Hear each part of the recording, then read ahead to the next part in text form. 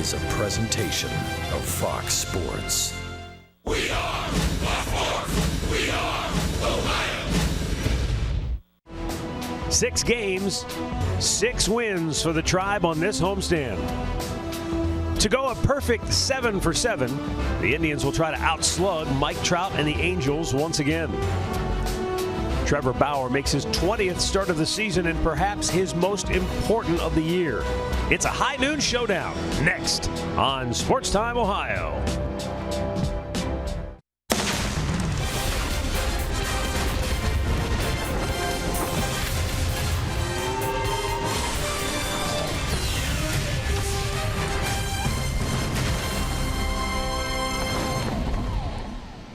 Today's Indians-Angels game is presented by Hankook Tires. On a beautiful day in downtown Cleveland here at Progressive Field, the Indians wrap up the homestand looking to make it a clean sweep as they take on the Los Angeles Angels. Hi again, everyone. Matt Underwood alongside Rick Manning. So far, it's been a perfect homestand for the Tribe. They've done everything. They've pitched well, clutch hitting, timely hitting. The big bats have boomed some home runs. We've seen some grand slams, and Bradley Zimmer has been front and center for most of it. Oh, he's been fun to watch on the homestand. Bradley Zimmer getting his first career grand slam, and that was a big hit at the time. It was a 7-run inning. He's stolen some bases. He had 2 in that game, playing some great defense. And not only that, he's a third Indian to lead off a game with a home run. He's done it all is right, and he's getting better right before our eyes. But when you look at the offense, you can see 8 runs a ball game. The thing that gets me is the 450 average with runners in scoring position, something that they have had problems doing. It's been no problem on the homestand. That's why they're 6-0. 2 walk-off wins. They only had 1 coming into this series, so it's been a fun series for the Indians and the fans. Rick, Terry Francona has said they're not going to carry a 6-man rotation the rest of the year. Could this, in fact, be the final start for Trevor Bauer? It certainly could. You know, Trevor Bauer has been inconsistent. He's had a very good curveball that he's mixed, but, you know, he gets ahead in the count sometimes, and then he lets hitters back into it. So he's going to have to stay aggressive and not throw as many pitches. He's the league leader in pitches. It's 19 pitches per inning. But when you look at the month and the breakdown of that, he's having a tough July, 1-2 with an 8.44 ERA. Someone's got to go in the rotation. It could be Trevor Bauer, but let's see how he pitches today because he could change some minds. All right, the Indians try to sweep the Angels and head out of town for a Central Division showdown with Chicago coming up next. We'll be back with today's first pitch, plus Alan Jensen have the big story, which once again centers around the Kansas City Royals. And Andre Knott has more on Francisco Lindor and his impact on the team bunting early in games. Cleveland Indians baseball is brought to you by W.B. Mason, the official office supplier of the Cleveland Indians. By McDonald's, I'm loving it. By your local Toyota dealers. Visit buyatoyota.com. Toyota, let's go places. And by Nature Stone, the only concrete solution.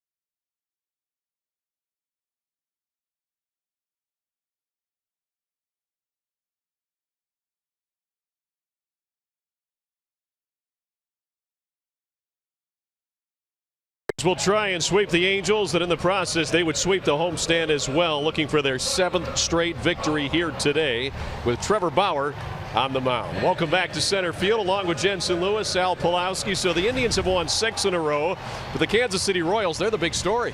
They have won 8 in a row to stay within a game and a half of the Tribe in the Central. Well, to me, Al, they've gotten through the soft part of their schedule, and by that, it's time to see what they're really made of. They're going to go play Boston starting tomorrow night in Fenway. Then they've got 3 in Baltimore. They come back home. They're going to play Seattle for 4. Then they got a home and home against the St. Louis Cardinals. So you're playing teams that are fighting for their playoff lives, and we'll really find out. But last night, this was ugly from Bruce Rondon. Danny Duffy having words. He tweeted after the game, or he was talking with reporters after the game, that, hey, if the situation isn't sexy enough for you, then just go home. I thought it was perfect. When you get beat down like that, you got to get back and revenge the right way, not by throwing at a guy. Well, the Tigers this week, they put up no resistance against the Royals at all. So you know what? If you instead of hitting the other guy, just play better. Yeah, you got to play better. And boy, they got worked. But we'll see if Kansas City's for real, because now they're going to start playing some real competition that's playing at a high level. All right, today the Indians will go for that sweep over the Angels. Matt Underwood and Rick Manning have the call along with Andre Knott. Let's send it over to them. Fellas, take it away. Well, because it's a noon game, I won't quote exactly what Brad Ausmus said after that game, but he was quoted as saying, "We got our blanks whipped. They completely outplayed us." Doesn't sound like it's a good situation right now in Detroit.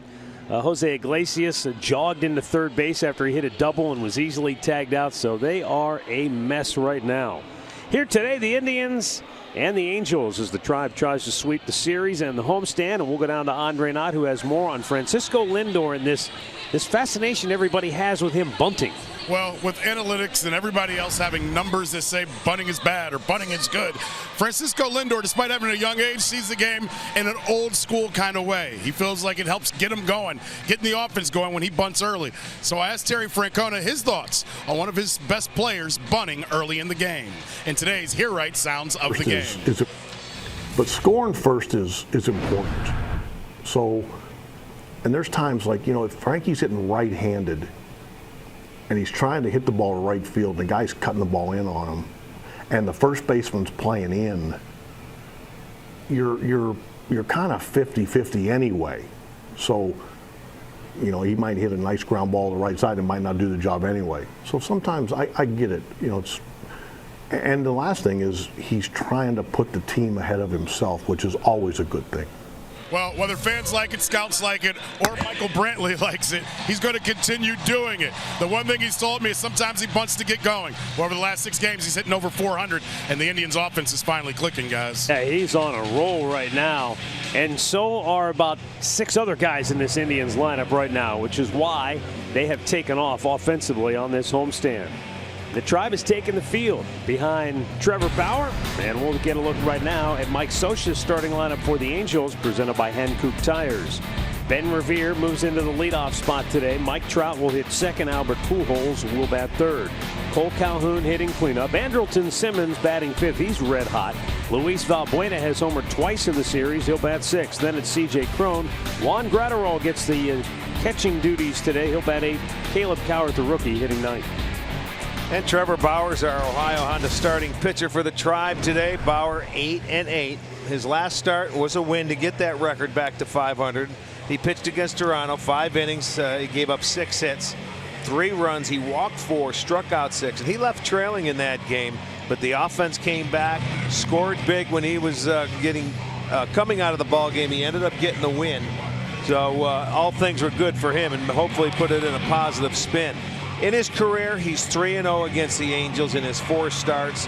So he's pitched well against them to a 3.14 ERA. We'll see if he can stay undefeated against them today. Let's check out the defense behind him. It's brought to you by Ram, and it looks this way. Brantley in left, Zimmer center, Geyer in right, Urshela at third, Lindor at short, Ramirez at second, Santana at first, and Perez doing the catching. Adam Hamari will call the balls and strikes. Bill Miller, the crew chief, is at first base. Todd Tishner, right there in the picture, is at second. Nick Lentz is over at third.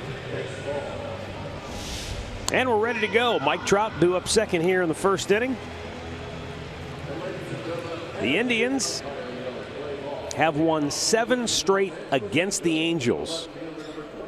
The last time they had a streak longer than 7 in a row against the Angels was when they beat them 9 straight times 18 years ago, back in 1999.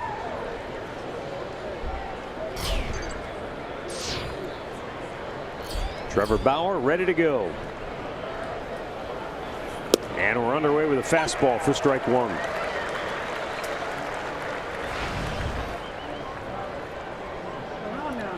"82 degrees under mostly sunny skies here at Progressive Field."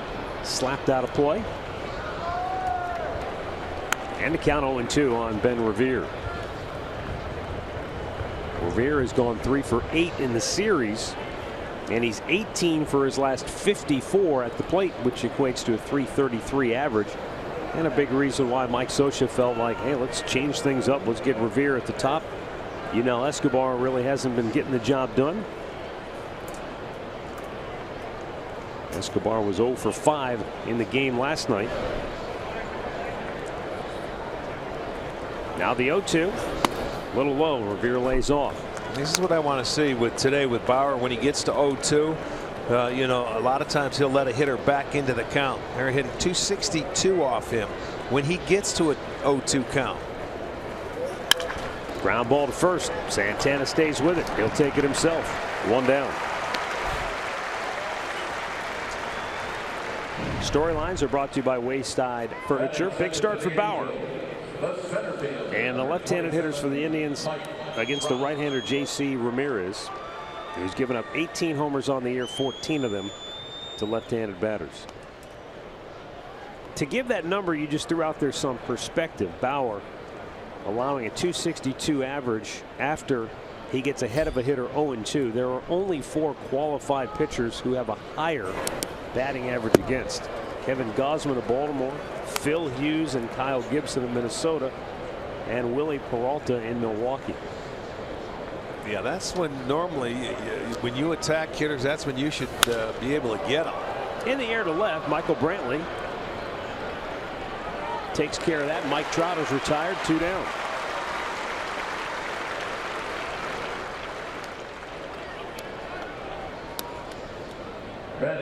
And that's going to bring up Albert Pujols. Number 5, Albert Pujols.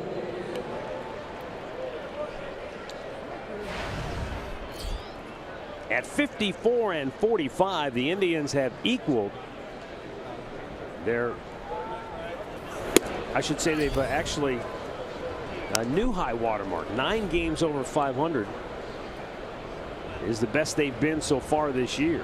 And that's good enough for the 2nd best winning percentage in the American League. Only Houston, who's running away with the AL West, has been better. They're 67 and 34. Now the Indians with a .545 win percentage, 1 percentage point better than Boston, who leads the AL East with a mark of 56 and 47. They're a game in front of the Yankees and 2.5 ahead of Tampa Bay. The Royals are idle today, so the Indians have a chance to pick up a half game. Pitch is outside to Pujols, and it's 3-1. Indians already have a 2-game lead on Kansas City in the loss column. Pujols shoots that one just foul. He may be 0 for 11 in the series, but when he's in a good hitter's count, he can still turn it loose and get that barrel head out there. Absolutely right. This is a bullet. It just hooks foul, and I don't even think that Urshela would have got to that ball if it was fair because it was hit so hard. But it's a foul ball. Payoff pitch, chopped to short. Lindor takes his time. Perfect throw. A 1-2-3 first for Trevor Bauer. The Indians are coming to bat.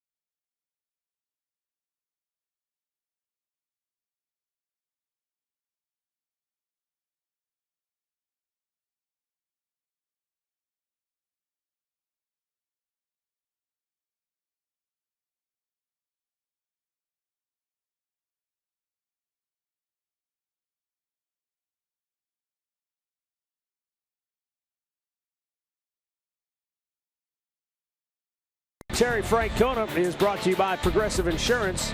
Bradley Zimmer once again leading it off. Frankie Lindor's hitting 6 straight. He'll bat second. Michael Brantley is third. Then it's Edwin Encarnacion, Jose Ramirez, and Carlos Santana. Brandon Guyer gets the start in right field. Roberto Perez behind the dish, and Giovanni Urshela at third base hitting ninth. J.C. Ramirez is the Ohio Honda starting pitcher for the game today. The Hyundai starting pitcher. J.C. Ramirez is 9-8. 7 of those wins have come on the road.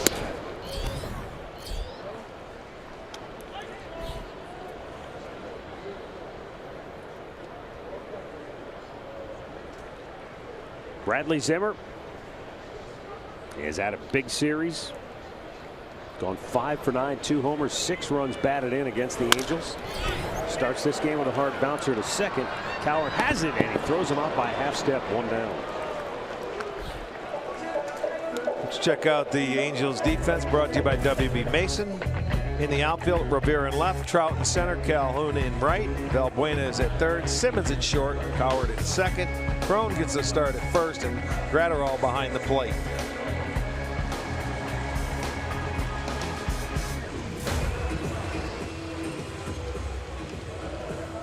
Mike Scioscia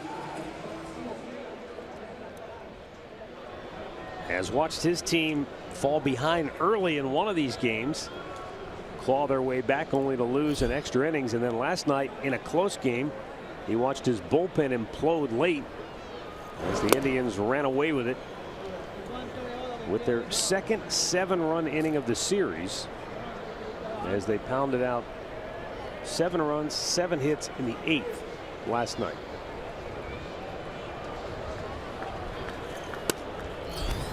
Fastball strike to Francisco Lindor, who's 4 for 9 in the series. He scored a couple of runs. This guy pitched in 111 career major league games before making his first start this year, April 14th in Kansas City. All the way from Iowa.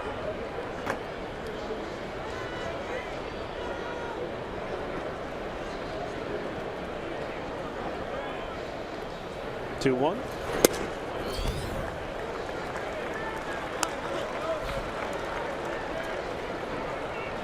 Lindor batting .400 during his 6-game hitting streak, and over his last 10 games batting .415.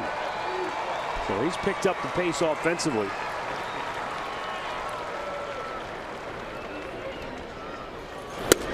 And he's done it with just a brutally basic approach, focusing on hitting the ball gap to gap, and in the process, he had a walk-off home run earlier on the homestand.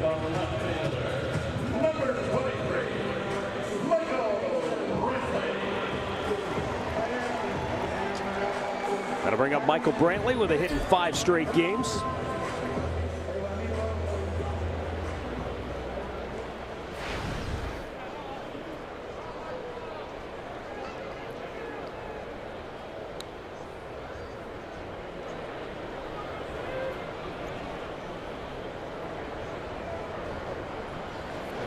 The other thing about Brantley, he's starting to produce more in the middle of the lineup.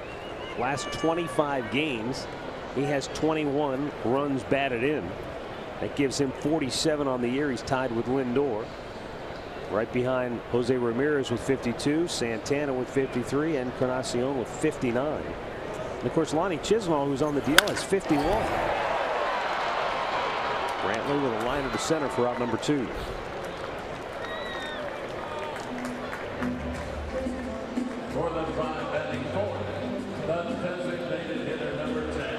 You know, Bradley Zimmer, who's played in just, well, I think this is his 61st game this year, and has batted leadoff now for quite some time. He's got 35 runs batted in all of a sudden. Yes, he does. Well, it's just starting to come for him where he's feeling more comfortable. It's been a good homestand for him.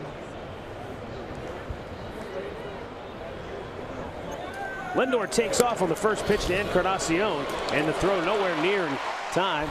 Lindor with his 5th steal of the year. Well, that's the 11th stolen base out of 15 attempts against Ramirez, and he is a little slow to the plate, so I would expect the Indians to do this if they get guys on base. Put the pressure on them and make them throw. Lindor gets in there with 2 outs.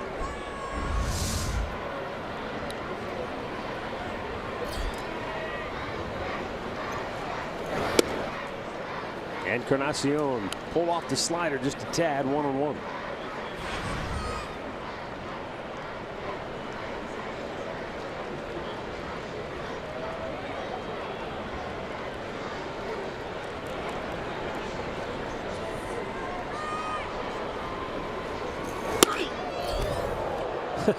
Up and in.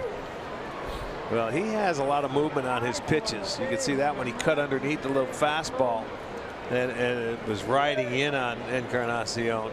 Well, it's a noon start, so maybe just a tad the reflexes. Yeah, it takes you a little while to get loose. Yeah, they didn't leave real early last night. It was a 3.5-hour game last night. So back here bright and early. First base is open. Edwin has a 3-1 count. See if Ramirez challenges him here early in the game.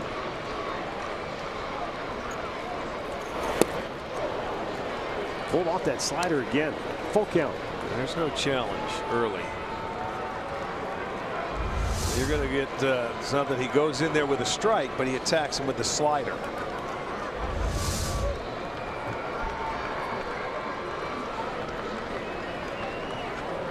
If you throw it 3-1, you throw it 3-2.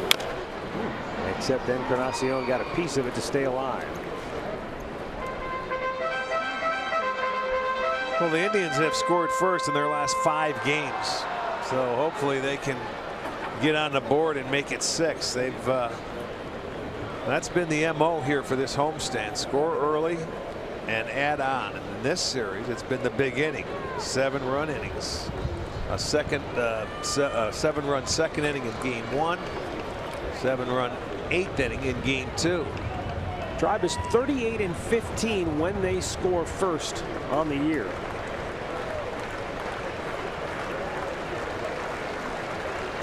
And in particular, when they score early and have the lead, they're tough to beat, especially at home.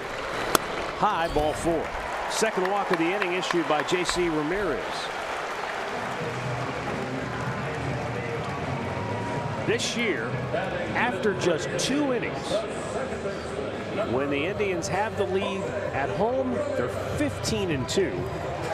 Overall, 25-4. So getting those runs early, and it goes back to Andre's hit at the top of the show about Francisco Lindor bunting early in the game. Anything you can do to scratch out a run or two early, it just seems to settle this team and they take off. Pop high and foul and near the stands and out of play.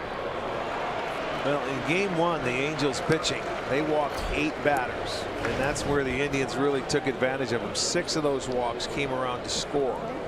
Yesterday they walked 4 and only 2 came around to score. But if you walk the way these Indians guys are hitting right now, you could be in for a long day.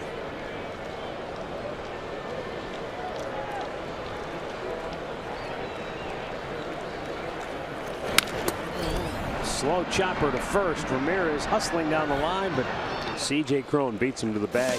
And the Indians strand a pair. We are scoreless after 1.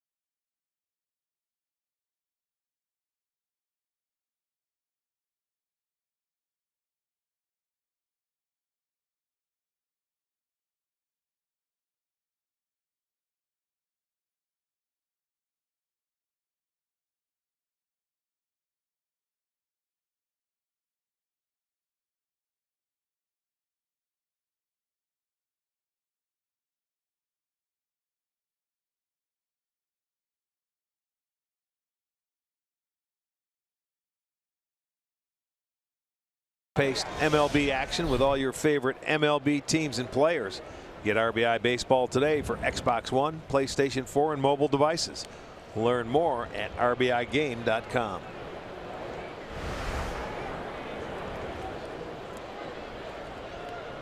We're not sure if there have been any complaints lodged about a lack of picnic baskets.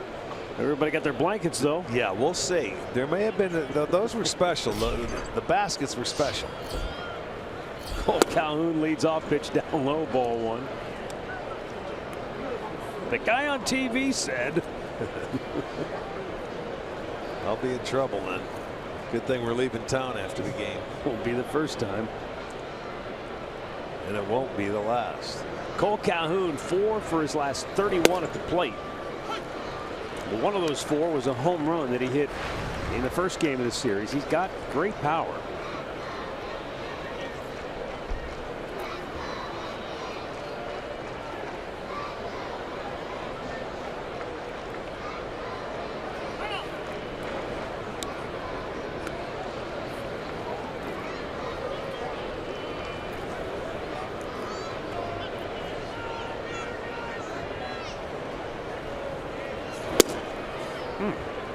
Good pitch, just missed inside. 2-1.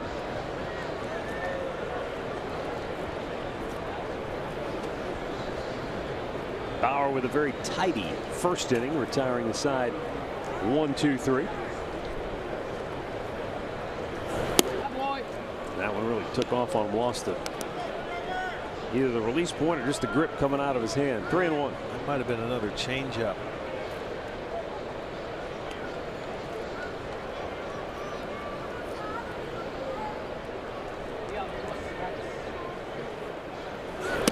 And he walked him. Leadoff man aboard. We'll go down to Andre. Well, Matt, after 2 okay starts coming out of the All-Star break, Trevor Bauer feels like he has a better feel for what he needs to do when he's on the mound.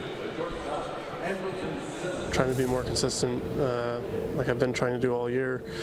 I think I need to throw more strikes than I have my last 2. But up until the All-Star break, I think my 8 or 10 starts before that were really consistent. I was had like a high 3 ERA, and I wasn't walking people, and I was doing things that make me successful.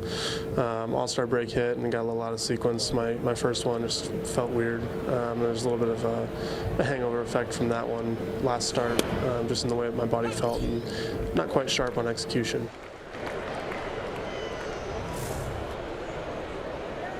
Thank you, Andre. And Andrelton Simmons at the plate now for the Angels, taking a first pitch strike. Bauer had a 3.82 ERA in June. It was by far his best month of the season.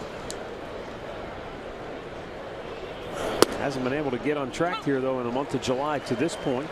Well, that's the key, is consistency. If you can get it, if you're Trevor Bauer. His problems sometimes have been when he gets runners on base, they're hitting 344 off him. Runners in scoring position 314. So when he goes into the stretch, he has had some problems. The 0-2. Missed inside. Well, as he just said, when you walk 9 in 3 starts, that's generally something that's going to work against you as a pitcher. You got to work so much harder to get out of those innings when you're creating traffic. And so I think that's obviously his focus, try to throw more strikes here today.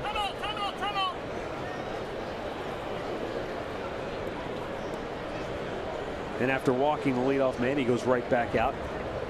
Gets ahead as Simmons 0-2 before he missed. His second 0-2 count so far today. I'm keeping an eye on that. But he's facing this guy here has been as hot as any Angels hitter going. He was hitting 230 in the month of May. He reached for it and it stays foul. Simmons is 5 for 6 in the series. He's also had a couple of walks, hit by pitch, so he's been on base a ton. He scored 3 runs. Yeah, he's swinging it very well. He was hitting 231 on May 12th. And since that point, he's been hitting 337. And that's awesome for a shortstop, and he's an excellent glove man as well.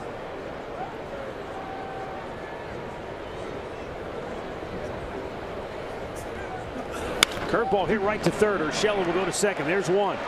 On to first. Double play. Nicely turned by Urshela and Ramirez. Well, just what the doctor ordered. One hopper. Easy throw for Urshela to get it over to Ramirez. And who just flips it along and gets the double play. 2 for the price of 1. Well, again, I know we've talked about this frequently, but with Kipnis out and Lonnie Chisenhall out, the play of Eric Gonzalez and Giovanni Urshela, in particular on the defensive side of things, has really been impressive to watch. They've made the plays. They've been spectacular at times, but more than that, Rick, they've just been steady. And Tito told me the other day, so, you know, that's not always the case when you call young guys up. They don't always just step right in and make all the plays defensively. So they've been a real nice security blanket, I guess. Yes, they have.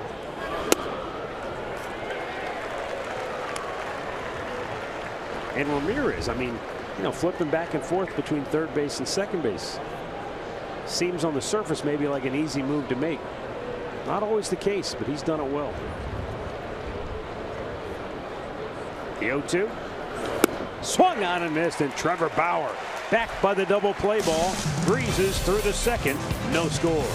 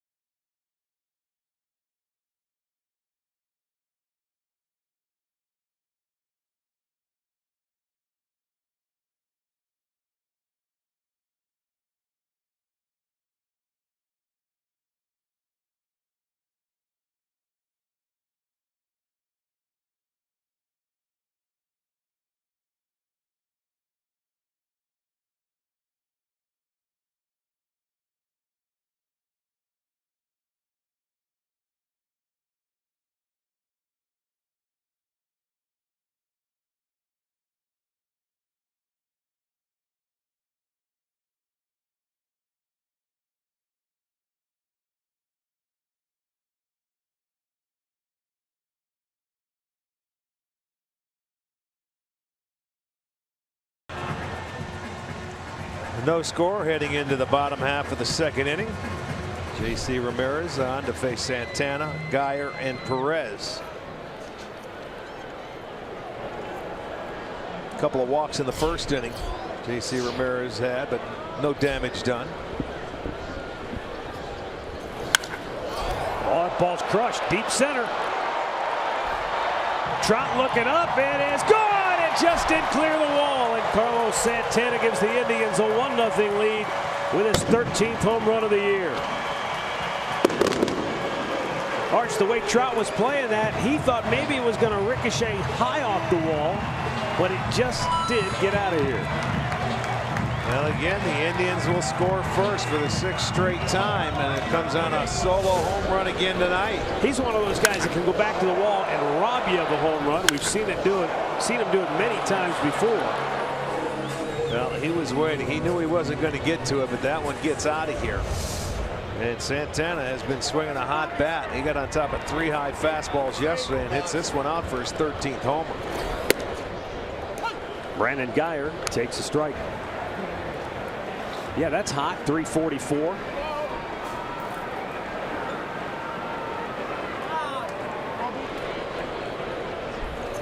Yeah, I was on with the Angels pregame show on their radio network yesterday, and they asked me a question. They said, who's the one guy the Indians really need to get hot in their lineup. And Santana was the one guy that came to mind because we have seen him historically get hot in the second half. As that's just off the glove of C.J. Cron, and Brandon Guyer is aboard with a soft single in the shallow right. And if Santana gets hot, Rick, with the way Zimmer and Lindor and Brantley and Edwin and Jose have been swinging, then you've got a lineup that really is going to be tough to face for any starting pitcher. Yeah, it's more than welcome if somebody gets hot down there. And there's one right there. We're off the end of the bat, hits the glove, hits the leather, falls in. Guyer gets himself a base hit. Roberto Perez will step in with one on, nobody out. And the Indians grabbing the lead once again here early.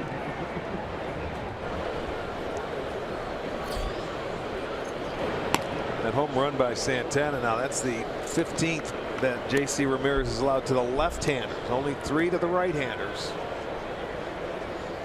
And his 19th home run on the year that he has allowed.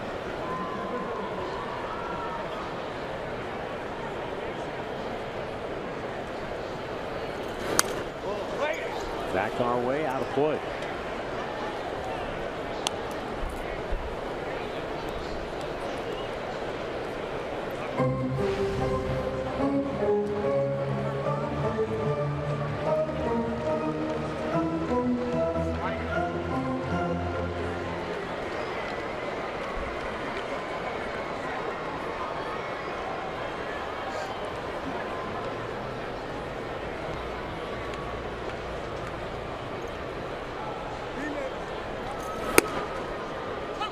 High fastball, called a strike. 0-2. What Roberto Perez really needs is for Brandon Guyer to steal second, because half of his hits on the year, and it's been this way for quite a while, half of his hits have come with runners in scoring position.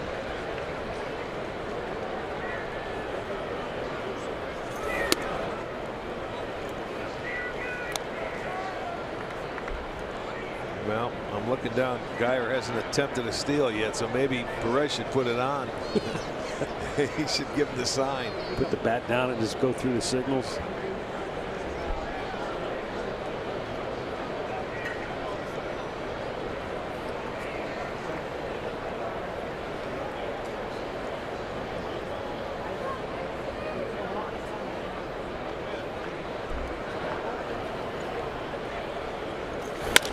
Double play ball right at the shortstop Simmons. He goes to Cowart, on to Cron.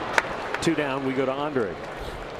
Well, in last night's great clip of the game, Carlos Santana had 3 hits, and you're talking to Carlos, he feels like what's really truly helped him was those couple days off he had in San Francisco. If you guys remember, he had an ankle that was bothering. Felt like that slowed him down a little bit, got the swelling out of it, and he's finally swinging the bat the way that he knew that he could.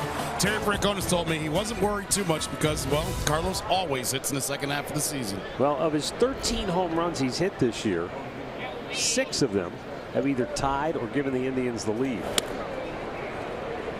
And he's done that here today with his leadoff smash in the second. Now 2 down for Giovanni Urshela.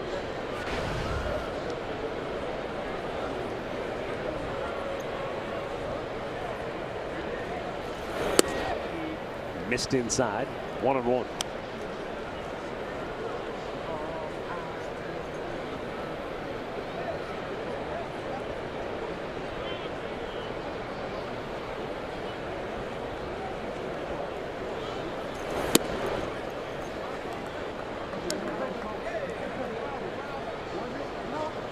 This guy, if he can stay in his delivery, that's a nasty slider right there that he just threw Urshela. You know, it's all about command for him. I mean, he's got that, you know, it's anywhere from 89 to 91, but when it's at 91, the break's a little shorter, but it's nasty right on the outside part of the plate. His fastball up to 96 at times.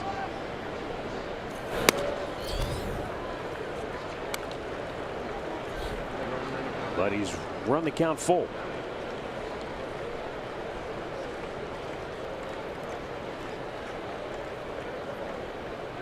Charlie Nagy's been an interesting year for him with all the injuries on this pitching staff for the Angels. Payoff pitch, low, ball 4. That's already his third walk, first time through the lineup. I guess challenging, not interesting. Challenging is probably the better word for the year it's been for Charlie as the Angels pitching coach. I think back to Charlie Manuel's first year as manager here in Cleveland, all the injuries the Indians had on that pitching staff. It was a revolving door, and Nags has gone through the same year. Same thing with the Angels. And you know what? You can't blame anybody. All of their starters are on the disabled list. What can you do? I mean, you just have to try and find a way to replace them, and you're not going to, you know, just bring kids up from the minor league and plug holes. You've got to go out and you got to do things you normally wouldn't do to fill roster spot and compete now and try and stay in it. I mean, they're in the wild card hunt.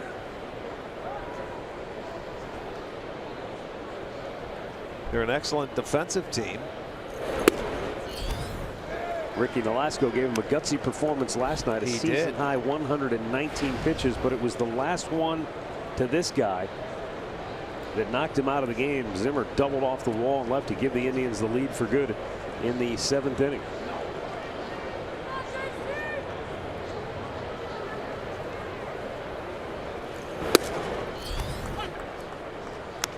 And that fastball up to 97. It's 2-1.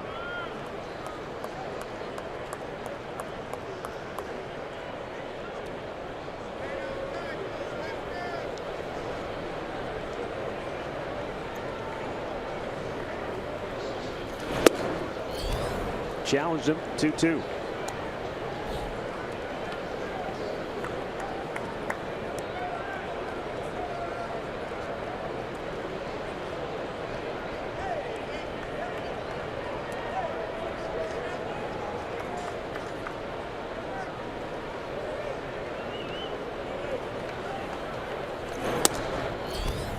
That fastball missed. Now it's a full count. And I think you're already seeing, Rick, the problems with Ramirez here in the early going. Great arm, but the command is just a tad off here and there, and then instead of putting hitters away, he's full count, letting them back in, piling up. Well, that's the thing. It's all about command. Runner goes. Struck him out. First K for Ramirez, and after 2, the Indians lead it 1-0. On the solo shot by Carlos Santana.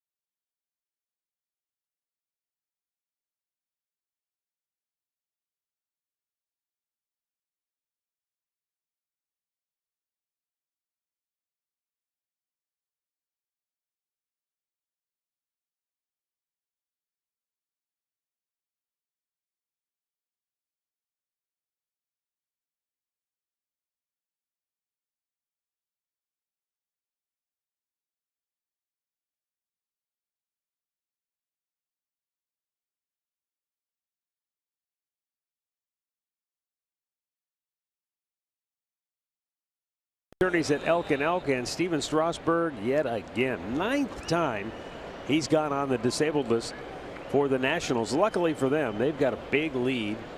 12.5 games over Atlanta in the NL East. And they're the only team over 500. 60-39.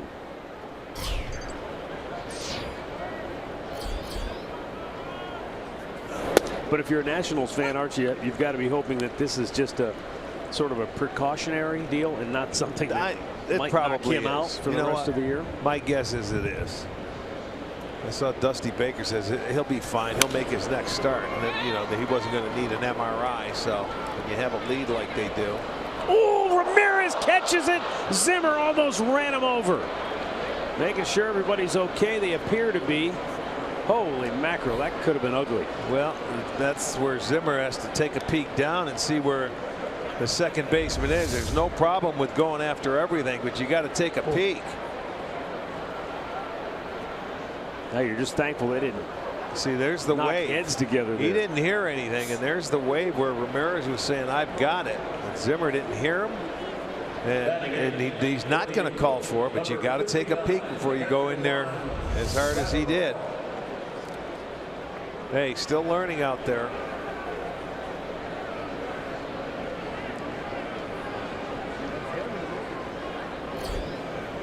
Juan Gratterall, the catcher, takes fastball for a strike.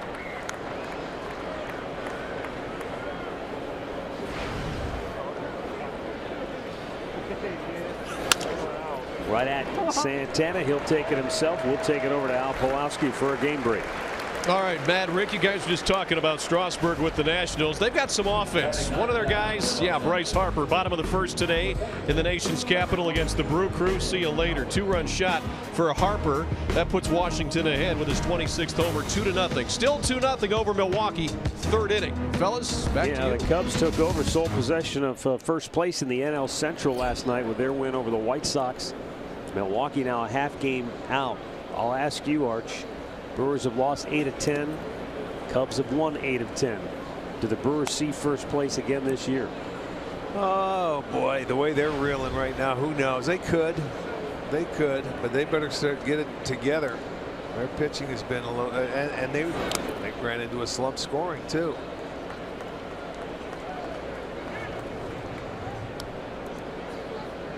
It may depend more on how Chicago plays. If Chicago plays to their abilities, they should run away from the pack. But they've been kind of back and forth all season long. Not a whole lot unlike the Indians. Trevor Bauer, first time through the order, has not allowed a hit. 1-0 Tribe, middle of the third.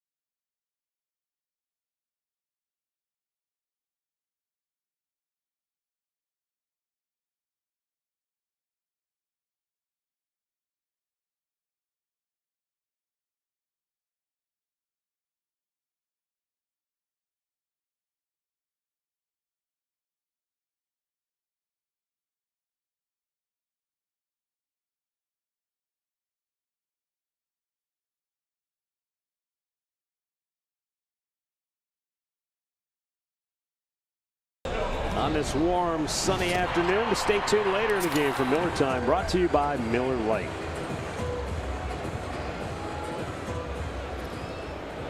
Home half of the third. Lindor, Brantley, and Encarnacion due up.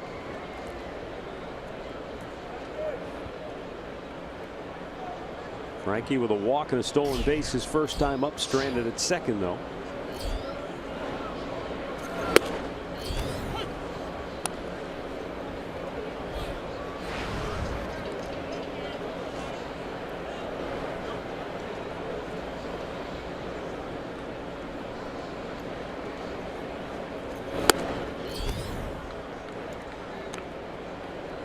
You look up there now, Matt, there's not even a cloud in the sky.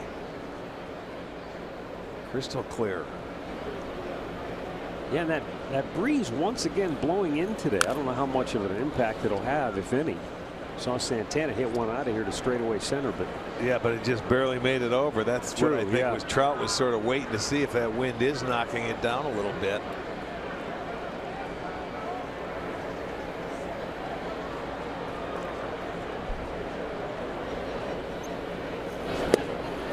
Strike 3 called, and Lindor knew it.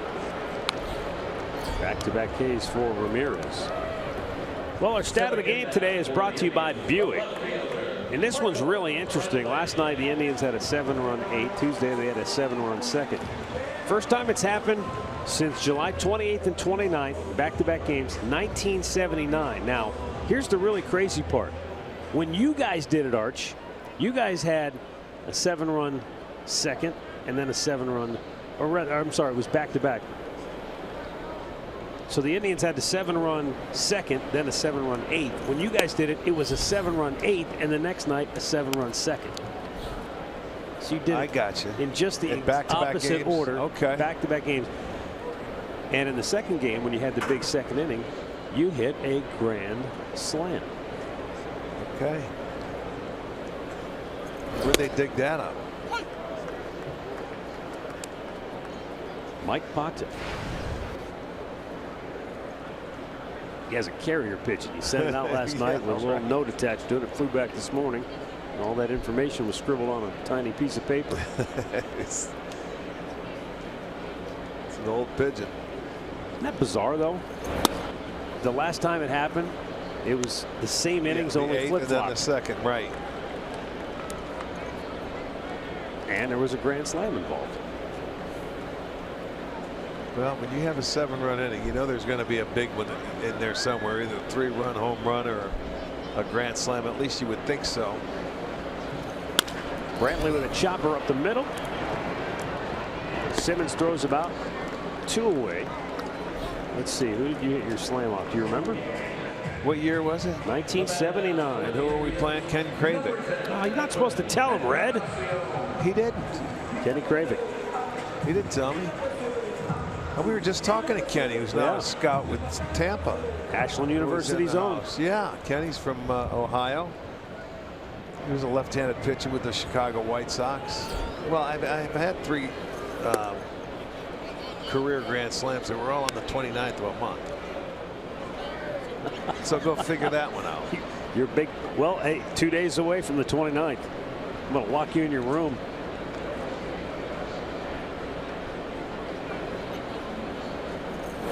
Heads up. So here's how that inning went for our buddy Ken Kravick.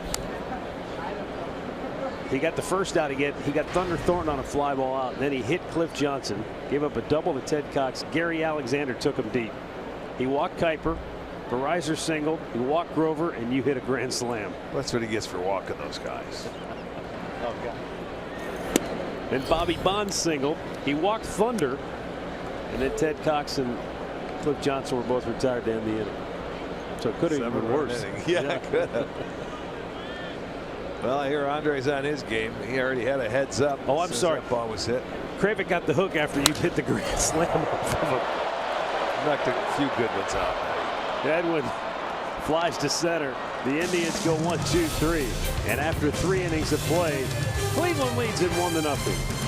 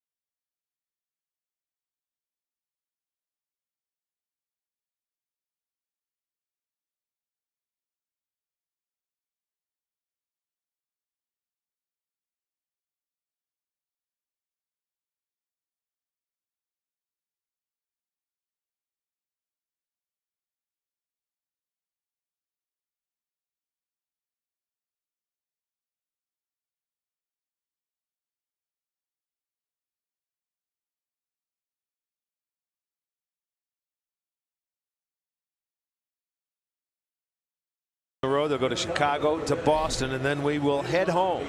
And it's going to be Dollar Dog Night when we return. It's August 4th. The Yankees will be in town, and you can enjoy $2 domestic beers out in the district from 5 to 7. Stay after the game for fireworks. Just go to Indians.com for your tickets. It'll be the first time we're playing the Yankees this year. Well, after Trevor Bauer walked Cole Calhoun to start the second, he's retired, or he's recorded 6 outs on 11 pitches. So he's gone right back to being efficient like he was in that first inning. And now Ben Revere leading off the 4th, grounded out his only time up. Soft line drive into center field. First hit of the game for the Angels, and the leadoff man aboard here in the 4th. T-Mobile Unlimited baseball break. They had a wild one last night down in Arlington. Boy. A 9-run 4th. It was the Dolphins playing last night. And a 5-run 8th for the Marlins. 22 runs on 22 hits. How about that? They've never done that in the history of the franchise. They had scored 22 runs the previous 6 games.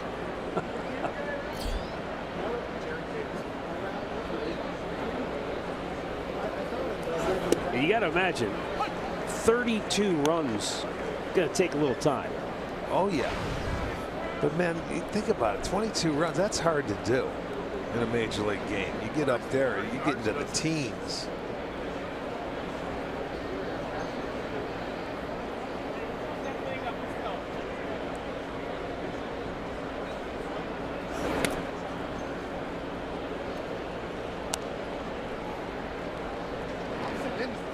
But we've seen some crazy games down there in Texas.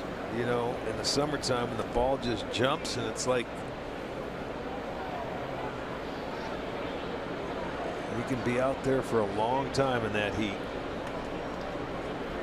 The game only took 4 hours. 4 hours 2 minutes. Oh, that all? I thought it would have been a lot longer than that. Well, our extra inning game the other night was 4:15.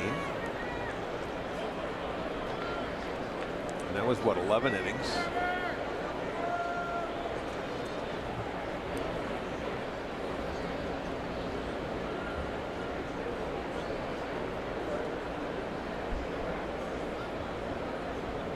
Two-one pitch, runner goes, pitch is inside, thrown out by Perez. It's in time, and they got him. Ramirez slaps the tag on Revere. He had a pretty good jump too, so it's a nice throw by Perez as the Indians catchers continue to do good work from behind the plate. Watch how quickly he gets up. It's a good pitch to throw on a fastball in, and he fires the seed. Ramirez applies the tag. Did you see what happened? Revere goes head first right into the foot of Ramirez. He never gets to the bag. Right. Well, he's turning his head. So he's not watching where he slides, but you're going to catch a foot if you go in there head first. So good throw by Perez.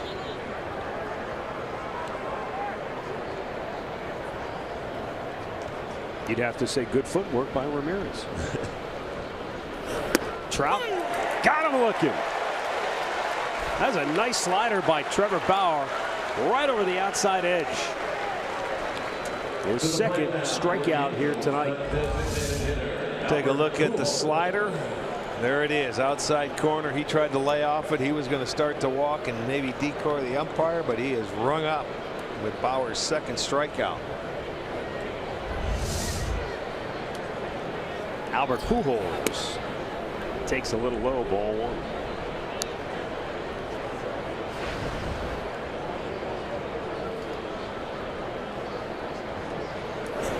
Nice big curveball, and that drops in 1-1.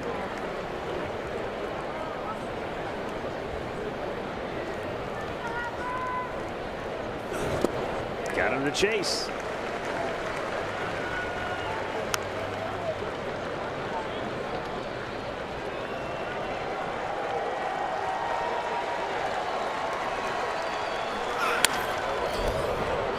Center field, Zimmer runs it down. Another quick inning of work for Trevor Bauer in the Tribe. Middle of the fourth, 1-0 Cleveland.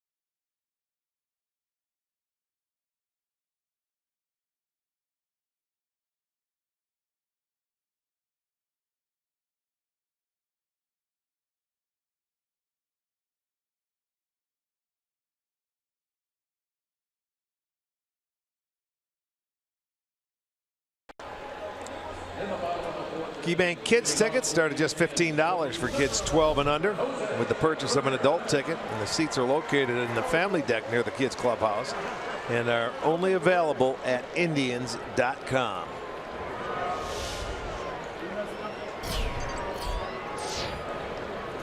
Jose Ramirez leading off. Takes a pitch outside, ball one.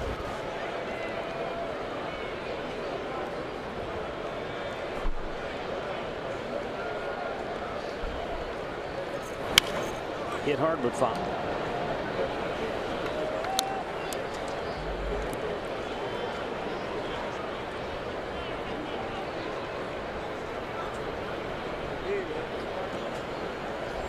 Jose just 2 for 10 in the series.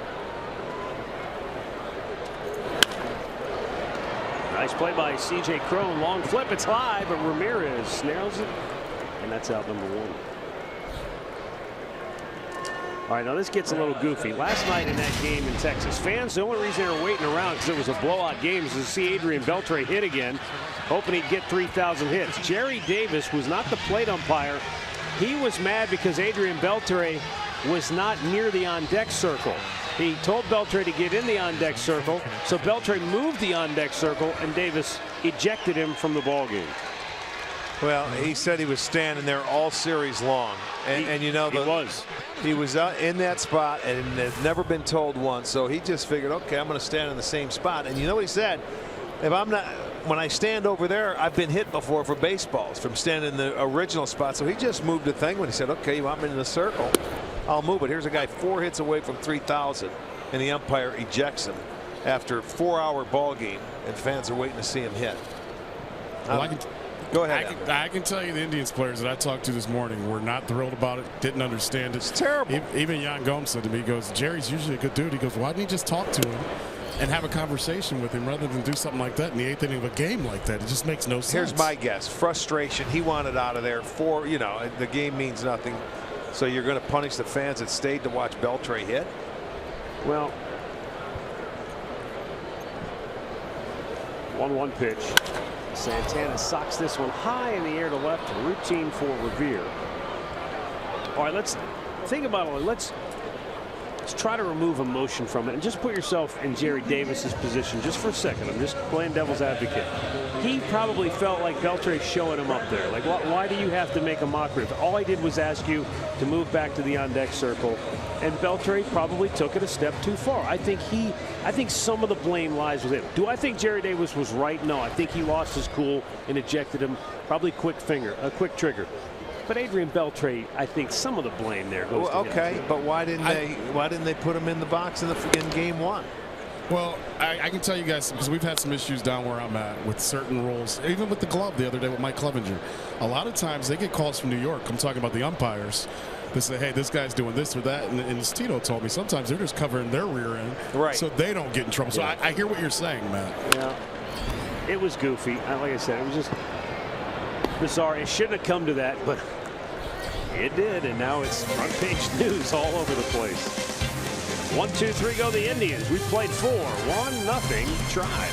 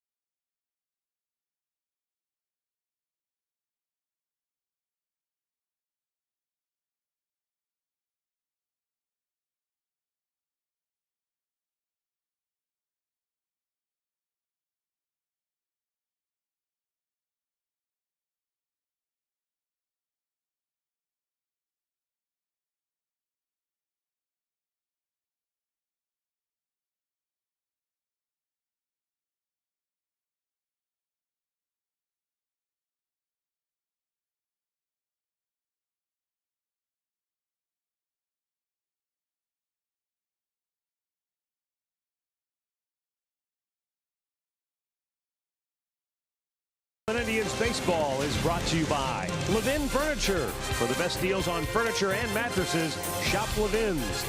And by Cleveland Clinic, Express Care online. Download it now for free. 1-0 Cleveland as we go to the 5th. Matt Underwood, Rick Manning, Andre Knott, and right now we're joined by Jensen Lewis from his familiar perch out on the Indians live pregame set, and of course it's located right there at the top of the bullpens. Jensen, Trevor Bauer averaging 19 pitches an inning coming in. Today, 5 of his 12 outs on 3 pitches or less. Why has he been so efficient so far? Some of the keys that we've talked about, not only with Trevor, but also with this entire rotation, staying ahead and really commanding the fastball well. You look at the total pitch count, 44 pitches, 28 strikes. Yeah, that's where Trevor has had some issues this year. You get to an 0-2 count, and he pitches his way, he lets the hitter back into the count, but today's been pretty good. Cole Calhoun, the only walk he's issued back in that 2nd inning. And he takes a pitch down low to even the count here at 1-1. Jensen, one of the criticisms that I've heard repeatedly about Trevor Bauer is that he tries to strike everybody out. What does that mean? Break that down for us in pitcher's parlance. And I guess with Trevor, it's within his personality too. He's a hyper aggressive guy when he gets to 2 strikes as far as the breaking ball goes. But sometimes, Matty, it's almost like he's being a little too stubborn with those pitch selections. When it calls for a fastball, maybe he's not going into that as much or trusting it as much. And you can see the inconsistencies where he's gotten ahead. And as Rick's talked about a lot in these past couple of starts, he'll get ahead, but then he'll lose guys, and that's where you see the high pitch counts. Foul back in the count. It's 2-2. Jensen, he's also today he's throwing his slider a little bit more, and he has a good one going today, and his changeup a little bit more. It was pretty much a lot of fastball curveballs prior to that. Yeah, and he's really allowed himself to show the full arsenal without getting into that high pitch count area because he's been ahead the majority of counts. I know you're keeping track of the 0-2 instances as well, but right here, you look at where those locations are. That's a great fastball to Calhoun on the outside. He's now in this start, I think, particularly making guys hit his pitch, and we may not have seen that probably in the past month or so on a consistent basis. Here is the payoff pitch to Calhoun, and a line drive to center. Zimmer will play back on it, gets it on a hop, and a leadoff single for the Angels, their second straight, and their second hit of the game overall. Well, and Calhoun's been on twice, and here's you see he's just going to give the base hit here. Earlier in this series, Zimmer tried to rob a hit with a guy on first base, and it got by him. So you learn. Jensen, I'm not going to ask you to try and crawl inside of Trevor Bauer's head, but early in the year, he made the reference that, you know, the batting average on balls put in play was extremely high. He felt like he was making pretty good pitches, and, you know, the numbers that were kind of flukish against him. Do you think that at all played into what we've seen from him as the season has played out? Do you think that maybe scarred him, and maybe that's why he's had the trouble? Yeah, this guy's got a couple of hard drives full of data, fellas. I mean, there's so much it seems that he takes into each outing, and understanding which quadrants favor him or what disadvantages he's got in a particular outing.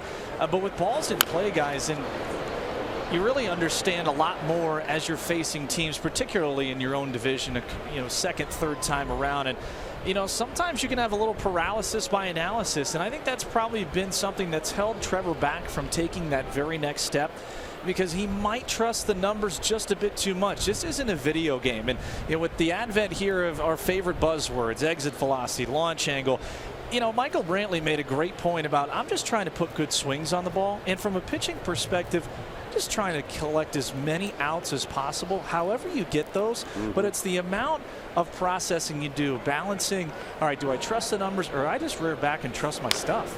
Chop to third. It's That's a fair fair ball. Urshela's only play at first. He was off balance, and Calhoun was bearing down on second. So he'll take the out at first. Calhoun. Well, he wanted to go to second base, but I think he tried to get in that glove a little too quickly, and on the transfer he didn't get it the way he wanted to, so he had to go to first base. That was his secondary plan right there. He wanted to get the lead runner. You know how aggressive he is. We've seen him do it a couple of times on the homestand, and he was able to get the lead runner. One was against Cincinnati when Hamilton was running on the 3-2 pitch. Yeah. That was a phenomenal play. And so now, first time today, Bauer's had a runner get into scoring position, and Luis Valbuena at the plate struck out his first time up. Valbuena is an interesting guy, Jensen, as a pitcher. When you look at this guy coming in, you look at the batting average, you think he's hitting under 200. But he has that one zone where if you find it, he can take you deep. How do you approach this guy? Well, a former teammate of mine that really was the epitome of feast or famine because of just what you said, Matt. He's got that ability from a left-handed hitting perspective. Anything down and in. You saw both homers. He has crushed those pitches, Rick. For me, this is a guy that almost is a book left-hander. You pound him hard in, and you keep that fastball elevated because he's got that uppercut swing, but he'll chase a lot of off-speed away as well. Absolutely. Belting in with the fastball. Don't miss it down. You can bounce breaking balls he'll swing at. And again, the way Bauer's going today and understanding his troubles with runners on, you can really go away from Luis and make him chase a bad pitch. Oh, there's a nice changeup, and he gets ahead of him 1-2. Yeah, he's a dead red hitter. He searches the fastball, and he puts a hard swing on it. Watch the changeup come in. Good arm speed. And he thinks it's a fastball. Oh, yeah. And he's cheating on it. Now you open up the strike zone a ton here, Matty. You've got the ability to go north with the heater, but you set him up to the point where he's going to have to try and cover both sides of the plate. See what Roberto puts down here. Oh, it's tough to figure with that runner at second base. High heater, no. Breaking ball down low, and Valbuena lays off. Yep, didn't chase it. Kind of an interesting sequence there, guys. We usually had a rule of thumb coming out of the bullpen. You throw the breaking ball and then follow with the changeup. But the way that Bauer works, it kind of unconventional sometimes that his breaking ball is his out pitch. But you see in that sequence right there where Roberto's trying to get Valbuena to chase, you've kind of opened up the upper part of the strike zone now because you've started the breaking ball there. He can go hard if he wants, or he can go back to soft away.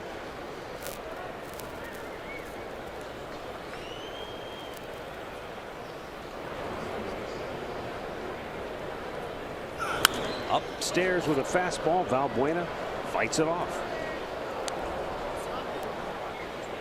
Kind of the fun part about going through this lineup too, guys. We obviously know about Trout and Pujols, but you got to give credit to guys like Calhoun. He had a big home run earlier in this series. Valbuena has obviously been very productive. Simmons is a good player. Exactly. And what's he hitting almost 600 now in the past 5 or 6 games. But you look at the bottom of this lineup, and this is where Bauer, you talk about efficiency. You want to be able to collect a ton of outs and get your team late in the ball game. And the way this bottom of the lineup has struggled so mightily for LA, good time to capitalize right here.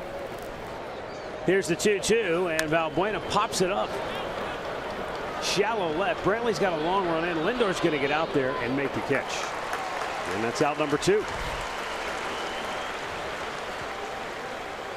Well, Trevor Bauer today, he has been able to stay down in the zone, and he has done it with fastballs, changeups, sliders, and everything. So he has really used his 4-pitch mix. You can see the good movement right there. Breaking ball going down, getting Pujols to chase it. There's the changeup to Valbuena. I'll tell you the other thing that stands out, guys, in that whole package right there. Bauer is on top today, and he's on time with his mechanics. He's not out front. He's not pushing the ball. So usually that makes it elevated. Today, driving it down extremely well. And there's that big curveball. He flips it in there for a first pitch strike. It's a great first pitch, Jensen, I would think, because most hitters, as Rick and I have talked about, they're not looking for that pitch. You want to understand who your action early guys, and especially Cron in an RBI situation with 2 outs trying to tie the ball game. He's looking and hunting for that first good fastball. Another curve right back up the middle, and it gets into center field. Coming around third, Calhoun to the plate, and he is safe. Just ahead of the throw from Zimmer, and the Angels tie the game on the 2-out RBI single by C.J. Cron. So give him credit. He took the first curveball for a strike, but the second one, he nailed it. Well, and it almost took the glove off of Bauer. He slows it down. If he doesn't touch that ball, Zimmer might have had a better chance. You see how it deadened it a little bit? And the throw is going to be close. Look at Perez blocking the plate. He's just a little bit out in front, but Calhoun with 2 outs off and running. That pitch hung up a little bit for the breaking ball. So we have a new ball game, and this is how the Angels have played all series long. You're right, though. He ticked it. Yeah. And that may have slowed it down just enough. Guys, watching it from out here, you kind of see the first time today a little bit of a hump in the breaking ball. Almost slowed his body down a little bit, not executing as well as he had before. He hung it up there, and a great piece of hitting by Cron. Juan Gratterall, the catcher, grounded out his only time up. Checks on a ball down low. 1-1 the count. So take me through the sort of the mindset, the mental approach here. There's got to be a letdown. You just gave up the tying run right there. How do you shelf that and move forward quickly? I think he's done pretty well pitch to pitch today, Matty. He's really been able to cycle through and understand. That's a good breaking ball right there. Nice job. Good execution. The way he's gone through today, he's looking up at the scoreboard. He mentally knows that he made a bad pitch. Take one more look at the slider. Good top to bottom right there. Good arm speed. I think he's fine, Matt. I think he's really felt confident. You can see it in his body language. You can see how he's delivered everything. Great intent and great conviction. From the set, the 1-2. Check. Did he go? No. No, says Bill Miller down at first base. And the count evens up. Good try. Trying to get him to chase. He'll look at it from the side, and Nice it's job. close, but it looked like he held up.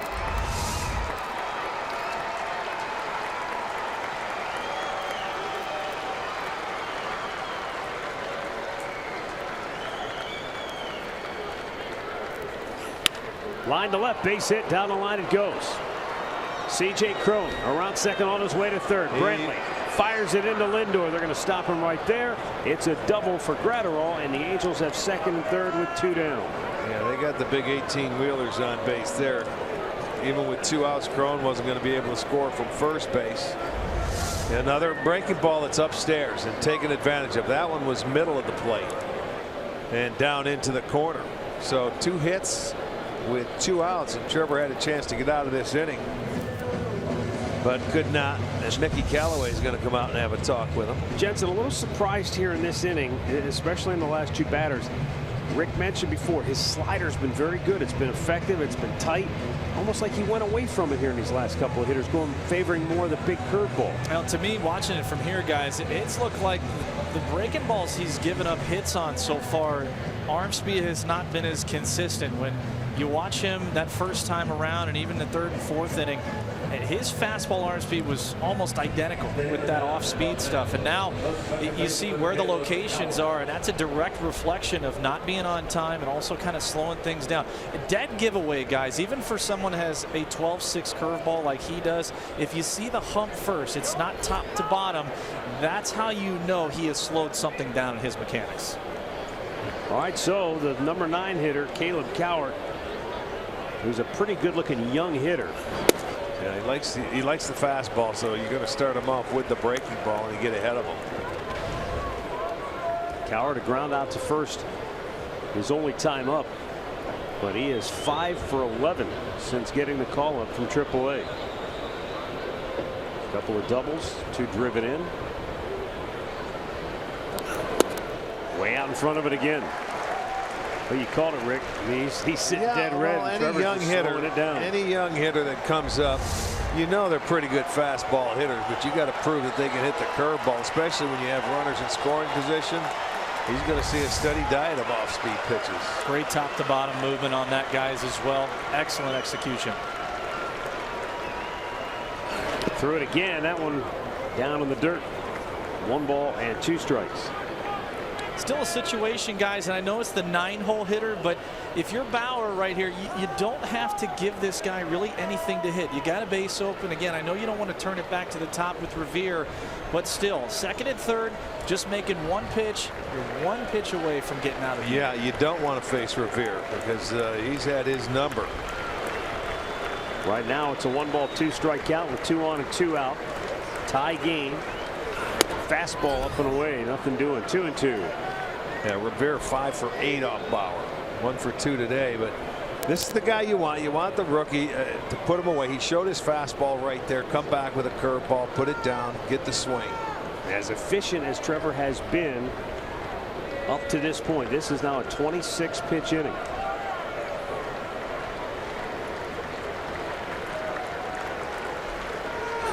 Curveball, did he go? He did! Nick Lentz punches him out. The inning is over. But the Angels get a run on 3 hits. They strand 2. We're halfway through, tied at 1.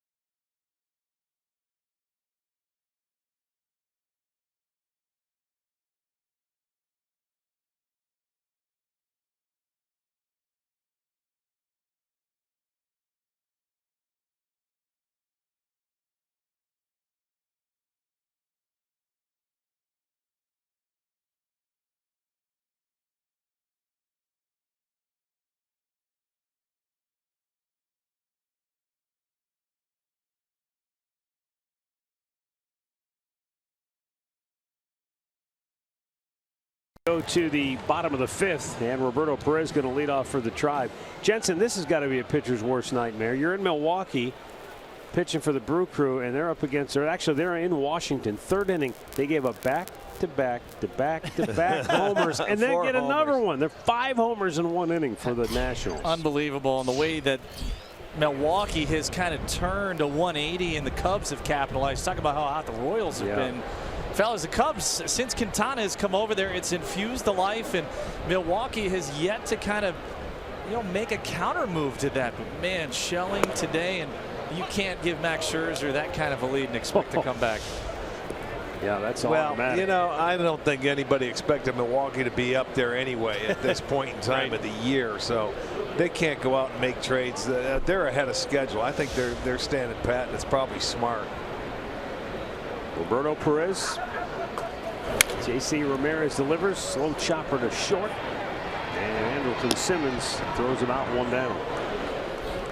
I don't know what you've thought of JC Ramirez so far, but after he struggled first time through the order, he walked 3 and gave up the home run. Second time through, they don't have a hit. Yeah, and considering his arsenal, guys, I mean, high 90s fastball, there's a lot of life. You watch it from this angle out here. Rick, it has that hop. When you talk about power fastballs, really when it gets to the plate, it feels like it hits another gear. And he's made the adjustment very well second and third time through. Well, I'll tell you what, if he doesn't walk anybody, he's going to be in good shape because his stuff is very, very good. First time starter. His first start came this year in April after 111 games coming out of the bullpen for the Angels and Cincinnati. He's retired 8 straight. Look at that. Urshela almost got nicked by that fastball. And that's a good pitch because that'll keep you honest from trying to dive outside on that slider. Go ahead, Aaron. I was going to say something you watch, especially as reliever guys, and when a starter has this kind of sustained success, what has worked for him, what's a part of the plate the umpire is really giving you. That's a good pitch right there. Urshela took, but I think for Ramirez, and maybe an adjustment we see this third time around, you got to force him to throw a couple breaking balls in a row for a strike, and you can really stay honest one side of the plate or the other. Fastball fouled away. No, he's been a road warrior this year. 7 of his wins have come on the road. So he's pitched very well. He ended up letting Urshela off the hook the first time when he had him down in the count, and he walked him back in the second inning.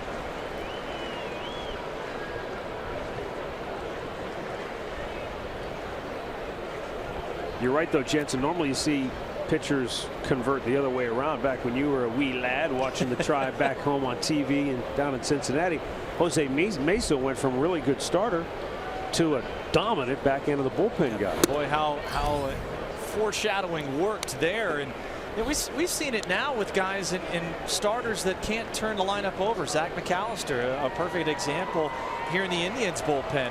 Was a starter when I was still with the club, and his stuff, you hear the phrase, your stuff will play up, and it certainly has for some of these guys. Even the Angels bullpen, David Hernandez, who's kind of revived his career as Urshela draws the walk. Yeah, that was a guy that started in Baltimore, didn't work for him.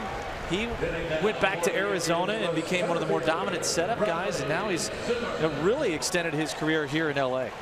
Well, that fastball once again almost went in and nailed Urshela. Ramirez a little upset with himself, so the catcher Gratterall goes out to calm him down. He had retired 8 in a row before the walk, and he's walked Urshela twice, the number 9 hitter, and that's got Charlie Nagy scratching his head. Well, that's what you don't want to do. Those are the guys you have to go after and let them, if you have to, let them put it in play. You don't want to walk them, but now that's 4 walks for him. Bradley Zimmer 0 for 2. Ground out, strikeout. Missed inside. Ball 1. For Ramirez today, the first time going through the lineup, just 31 pitches. Second time, 34 pitches. But as you mentioned, didn't get a hit that second time through. They had 2 the first time through with 3 walks. The 1-0. Now overthrown a little bit and flying open. Guys, you can see it perfectly from this angle. This ball is running like crazy in one direction, away from the lefties. It's got a little bit of rise to it, obviously, with that high velo. You wonder if Zimmer just stays really patient, one pitch, one spot approach. Yeah, why wouldn't you? He's been trying to go inside, but he should cut it in half and look middle away. Like that. He did, and he wraps one in the gap in left center field. That'll go to the wall. Flying into third is Urshela. They're going to wave him home. Simmons throw to the plate. He is out at the dish. He blocked the plate. And Urshela is retired for out number 2. Now the rule on blocking the plate is that if the throw takes the catcher into the lane and he blocks the plate because of the throw, then the umpire will allow that. Well, that was, and I'll tell you what, that was a pretty good relay throw too coming in. Simmons one-hops it, and Gratterall ends up getting it and applying the tag. I thought a pretty good relay. They were going to push the ticket here, and there it was. He had to get over there to catch that ball. Yeah. The throw takes him right into that play. There's nothing you can do. The Indians are going to ask him to take a look at this. And this is a challenge, but I tend to agree with you. It didn't look like he blocked the plate intentionally. No. Now the one thing he did is he did stick that leg way out there, but I mean, that's how you're trying to. That's how you're trying to go over and catch the ball. Your body's sliding over. They're in the crouch position. Guys, it was a great look from out here, and we look at this all the time in spring training in the backfields, and this is what you practice for these kind of situations. Tie ball game. Trout made a great first throw to Simmons, and we know how amazing defensively Simmons is, but his arm, man alive, what a perfect, almost perfect delivery in there. It's a great relay from this look. No doubt. 2 good throws, and they'll always get a guy. 2 good throws. Yeah, I didn't think they'd get any relief on this. No, that was a good relay all the way in. So the Indians lose their challenge here in the 5th inning. But they had 3 guys thrown out at the plate this homestand. Edwin twice. And Urshela. Well, you had to do it. I mean, they're guessing that they're not going to make 2 good throws like they did. But they do. They cut it off. It stays a 1-1 game. But Zimmer is on second base with his 12th double. Again, on that, for fans who may be wondering, the collision rule is to keep catchers from blocking the plate before they have the ball. If the throw takes them into it, then they are still allowed to block the plate. But let's say he makes the catch out in front of home plate, and then he moves after that to block the plate, well, then the umpire would call him safe because the catcher blocked the plate. And in that instance, though, the throw took him there. He really didn't have any choice.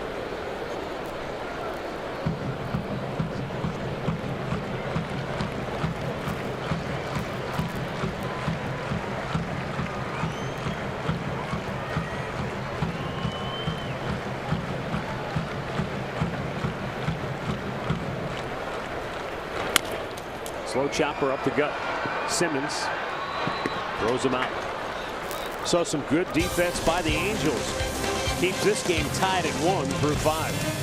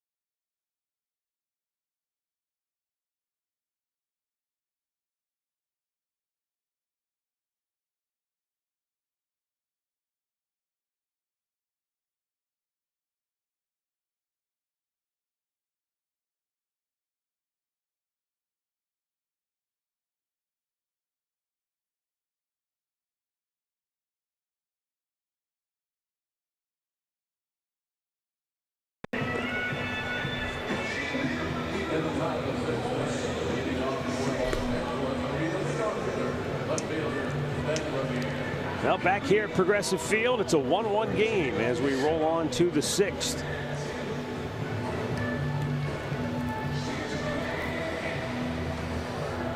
Top of the order for the Angels, Ben Revere, Mike Trout, Albert Pujols duo. Trevor Bauer allowing a run in the 5th. And he starts the 6th, just over 70 pitches on the day. Critical inning right here, guys, for his confidence and really where the game can go from here. Rick, you mentioned it. Revere's had his number. Getting out number 1 psyche-wise, huge in this inning. Jensen Lewis joining us here in the 6th inning. He's out in the Indians live set, which is located just above the bullpens here at center field. And Revere loops one into shallow left for a base hit. So 3 straight innings the Angels have had their leadoff man aboard via the hit. Let's go down to Andre. Well, Mike Clevenger had a tough start a couple nights ago for the Indians, and it basically became a bullpen game. The next day, Terry Francona talked a little bit about how bullpen games, or games where the bullpen has to go a long distance, how they kind of build a camaraderie for his bullpen and kind of makes a statement for who they are and what they stand for. And because they've had so many of these opportunities over the last year, he feels like that's kind of built their reputation. So when they get in that situation, they're not afraid of it. And they had success with it last year a couple of times. I mean, when they had to come out in the 1st inning and go all the way, and yeah, I can see that. It's almost like they feed off of it. And maybe, Jensen, you can relate to this being part of that. You know, when things go haywire, that's when we collectively are sort of at our best, because everybody's got to chip in and do their part. Yeah, they don't call us firemen for nothing, guys. And it's all hands on deck in that situation. And the way Tito uses a bullpen, fellas, I mean, we talked about Andrew Miller coming in early in games last year. Brian Shaw pitching multiple innings. Cody possibly flip-flopping with Miller in the 8th and 9th. But it's the guys in the middle, and really, you know, a lot of them don't get credit. They're forgotten people. We had a phrase, relievers are people too. And Otero and McAllister, and now with Sean Armstrong back up here. Nick Goody has been a huge bridge for this group. There's no question you take so much pride in hanging zeros up there anytime your starter has to leave a game. Mike Trout 0 for 2 today. And Ben Revere dives back in safely. He's stolen 11 out of 14. Well, coming in 11 out of 15 now. Throwing over there now because you know, there's 2 strikes. He may want to throw that breaking ball. And if he does, he wants to bounce it because Trout's a good low ball hitter. Chopped it foul. Yeah, the problem you have here now, guys, especially with Trout, who can go to all parts of the ballpark, speed on at first. You know, if you're Roberto Perez and kind of thinking along in the sequence here, you got 2 real good options. You can bust him in hard right here just so you still have the ability, and Roberto's so good at throwing guys out, or you can extend the strike zone a little bit and see if Trout can put something weak on the ground. Oh, yeah, a late call, but Adam Hamari punches out Mike Trout. Third strike. Make that 4th strikeout for Trevor Bauer. 2nd straight time he's got Trout looking. Last time was away. This time it's in. The fastball in, and he's saying it moved in off the plate, but that had some movement to it, and they're still chirping. I'll tell you what, guys, that's flawlessly executed in that situation. You saw Trout kind of leaning out over a little bit. Perfect angle from right out here, just trying to think along with Roberto. 2 ways to go there. He picks option 1. Brilliant execution. Now Albert Pujols takes outside, ball 1. Here's the first one away on the slider. He gets the call on that one. Now he's going to get the call on this one, and I think that's what Trout's barking about. Is he's saying, how can they both be strikes? They both are, Arch. Well, I'm not saying they're not, but that's what he's barking about. That was really well done. You got the best pure hitter in the world right now thinking on his feet. You've done a good job.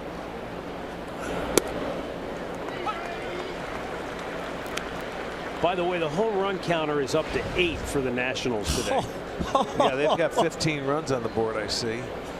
Bryce Harper's hit 2. Zimmerman has hit 2. Wow, I mean, that's just a shellacking. And they're still 7 short of what Miami did to Texas last night. Yeah, right. The 1-1 bounced in the dirt. I want to send along some birthday wishes. Junior Kearns of Clyde, Ohio is turning 71, and Ella Jones of Sandusky turning 70. Happy birthday to you both. Ben Revere at first with 1 out. Albert Pujols with a 2-1 count. We saw when he had a 3-1 count, he pulled a ball and almost killed somebody down the left side. That was a perfectly executed pitch at the knees, just on the outside corner, and it's 2-2. Well, when you hit your spots like this and that ball has a little comeback to it, that's excellent pitch when the guy can't pull the trigger and he has the count in his favor. And for you young pitchers out there watching, how tall Bauer is on his backside and driving the ball down, it's almost like a roller coaster. You get to the highest point, it allows you to reach maximum velocity and angle. Man alive, that was beautifully thrown right there. Gonna throw over to first here, drive Revere back.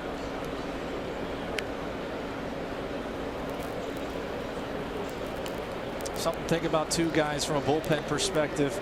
You've used Shaw multiple innings past few nights. You've used Miller multiple innings past few nights. I wonder if Tito's trying to extend Bauer. He's still in a good pitch count area, only at 82 right now. Bauer's just starting to get loose. He doesn't feel comfortable until he's thrown 100. He probably went in and said, listen, I know the bullpen's been throwing. Let me get 150 out here. We'll be all right. If anybody could do it, I wouldn't put it past him. I mean, it's funny though, gents, at pitch count we've become so almost obsessed with pitch count. Last night you mentioned that Nolasco was at 119, at the highest all year. Sure enough, the last pitch he made went off the wall for a double. Blowing away full count. I think a lot of that too, guys, is predicated, as Tito and many managers have talked about. It's how you get to that number. And so many times with Kluber, you know, and we saw in the past road trip where he'd been pretty much breezing right through, and he's at 100 pitches after 7 innings, but it's how he got there that Tito felt enough conviction. Hey, go back out there.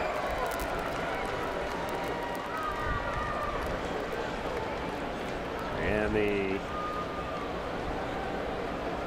potential payoff pitch is going to be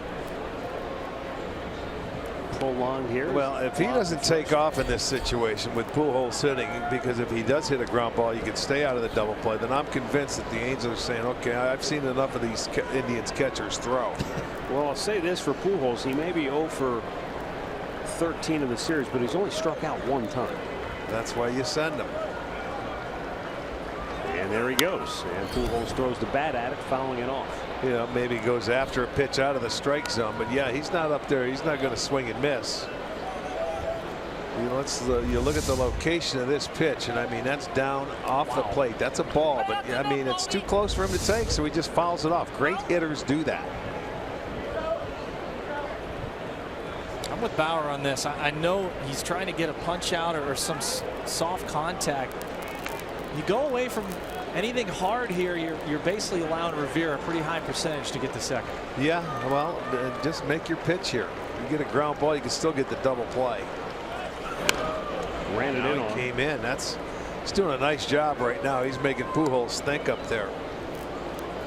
Away. This one runs in on his hands. So he's in swing mode now. You want to keep him there. That one a ball too. Look at him. He had to let this top hand off just to get it out of the way.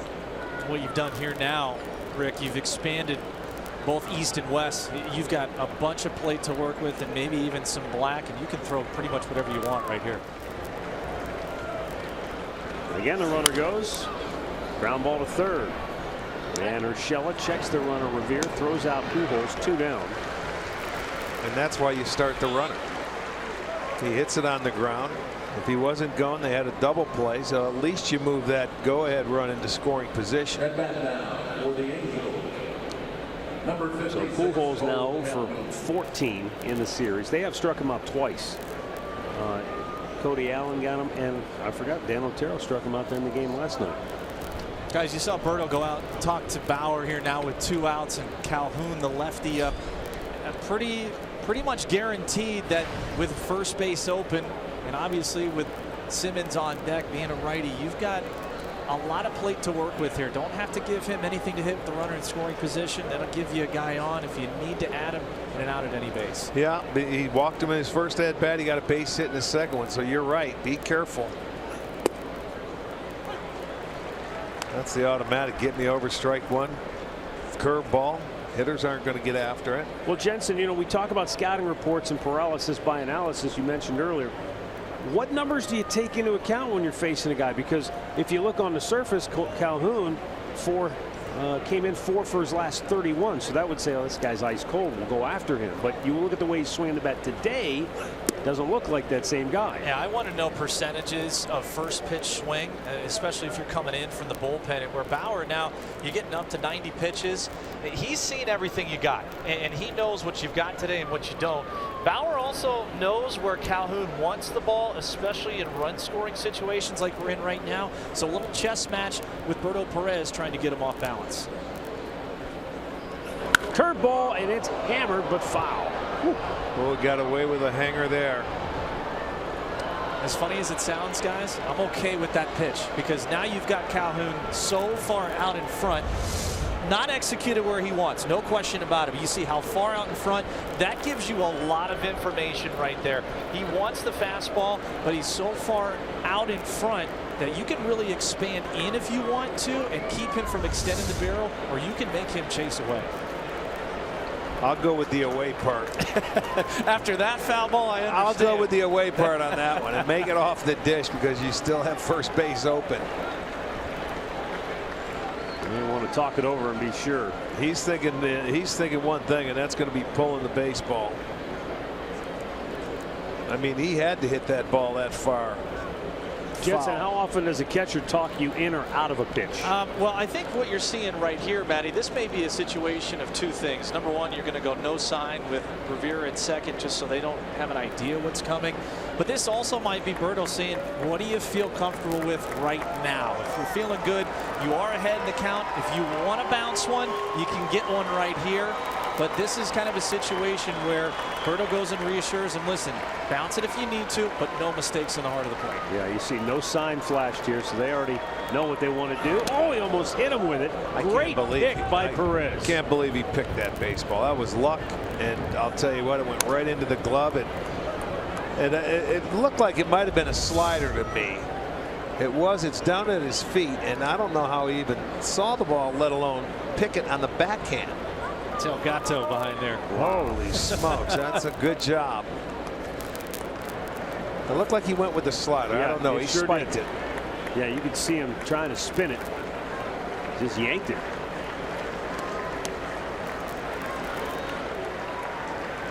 Two-two. Curveball got him swinging. Calhoun went fishing, comes up empty, and Bauer gets his 5th strikeout of the afternoon. Angels strand a runner in scoring position. Middle of the 6th. Still deadlocked at 1.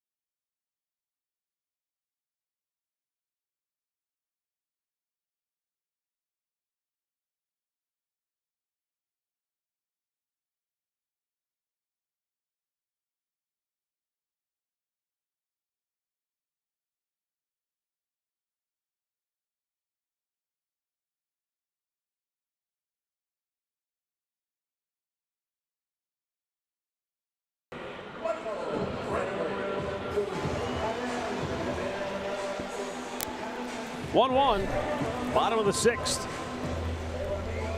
Michael Brantley, Edwin Encarnacion, and Jose Ramirez due up. Brantley 0 for 2.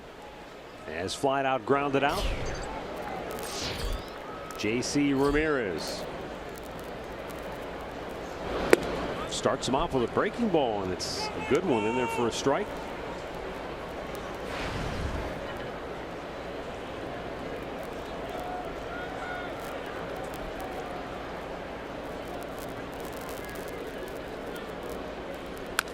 That curveball got a piece of it, but it's 0-2. Matt Underwood, Rick Manning, Andre Knott with you, and Jensen Lewis joining us out beyond the bullpen on the Indians live set. You can see Jensen and Al before and after every Indians game here on Sports Time Ohio. It's getting warm out here, boys. Thank goodness for the polos today. Thanks, Patty K. 2-strike offering. I was going to ask you, you mentioned it earlier, that the breeze blowing in once again today. Can you get any kind of feel up there if it's affecting the flight of the ball? Yeah, pretty calm out here, Matty. And for many days, probably earlier in the season, it swirled a bit. But I know Rick can attest to this. The right center gap, especially when I was pitching, it always seemed to really start to blow out around this time of the year, August especially. Just how it was off the lake. But good pitch by Ramirez. He gets Brantley for the first out. Well, you rarely see Michael Brantley complain or even make a gesture at home plate like that. You see both teams going, back and forth with them. And, when you do that, it's a matter of consistency. He threw the curveballs, but I'll tell you that. I don't know if that ball was high, but it had the plate. Wow. So Michael might have been saying it's a little bit high. I'm wanting that pitch. Well, I said it's got the plate. It's inside. It's a great pitch after those curveballs. Edwin Encarnacion walked in the first, fly to center his last time up. That ball's in the dirt. It's 1-0. So many times with middle of the order bats, guys, it's being able to change eye level. And with Brantley, as consistent as they come as far as putting the ball in play, when you lock a guy up like that, and where the umpire has been calling this today, you feel pretty good here in the late innings that you'll get that call. Line to left, and Revere will play it on a hop. It's only the 4th hit today for the Indians. In-game recap brought to you by your local Toyota dealers. Carlos Santana led off the bottom of the 2nd with a solo homer to center field. Stayed 1-0 until the 5th, when with 2 outs, C.J. Cron had a breaking ball, hammered it back up the gut. Cole Calhoun scored. And the reason we're still tied is because in the bottom of the 5th, Gio Urshela was thrown out trying to score on a double by Bradley Zimmer.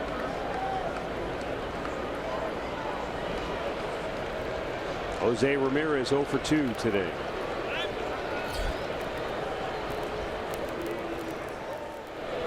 It's a pretty good number on Ramirez. The Indians baseball information department putting out today a note that Ramirez has struck out only 1 time in his last 44 plate appearances. Man, so good luck trying to get one by him. And that's tough late in the game, guys. When you're trying to figure out a plan, especially with guys on base, a guy doesn't strike out, he's not going to chase. Boy, that makes your day a heck of a lot more difficult. Yes, indeed. Well, he looks for a good pitch to hit every time he gets in the batter's box, and boy, when he gets one, he's been hitting it hard. I know he's had a tough series here, but he still finds a way to put it in play and make something happen.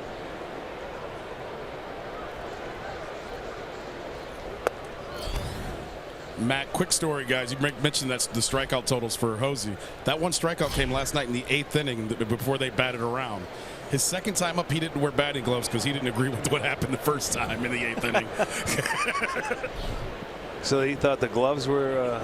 No, he didn't like the umpire, but he got rid of the batting gloves as soon as he came over here. Swung on and missed. It's 1-2. Don't try to apply logic to any of this, Rick. No. It's Jose. Thank you, Matt. See his haircut? Oh, you should have heard what he was saying to Zim after Zim tackled him earlier. Oh, boy. Was it Rapidamente or not? No. No. 1 on, 1 out. Ramirez down on the count against Ramirez. And he fights it off to stay alive. Here it is. A perfect example. guys, where you're ahead in the count. Made a couple of good pitches, Ramirez has. And then J-Ram has just found a way to spoil him. It's frustrating as a pitcher because now you're starting to burn pitch count. And even though it is the bottom of the sixth, Ramirez has been pretty efficient on his own. You got to find a different spot now. He pops it up. Shallow left. Out goes Simmons. 2 down.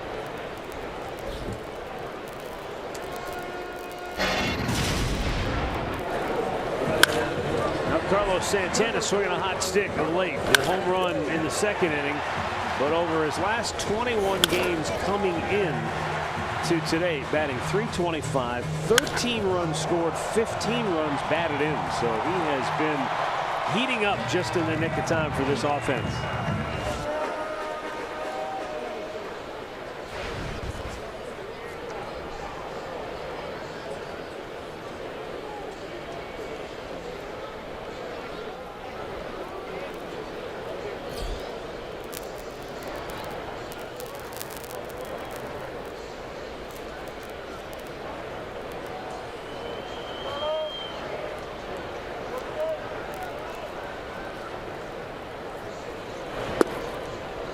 Use this curveball a lot more going the third time going through the lineup now just to try and get it over for strike one. There's Carlos moving into 11th place all by his lonesome now with that home run back in the second.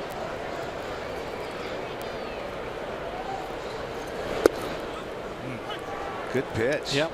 Yeah, and now kind of pitching backwards the third time through. You've seen the arsenal from J.C. Ramirez, and I think for him, he makes really good adjustments just from watching out here. He's added and subtracted to the breaking ball. Yeah, he's slowing everything down now, and the hitters are just not ready for it early in the count. They're used to seeing power.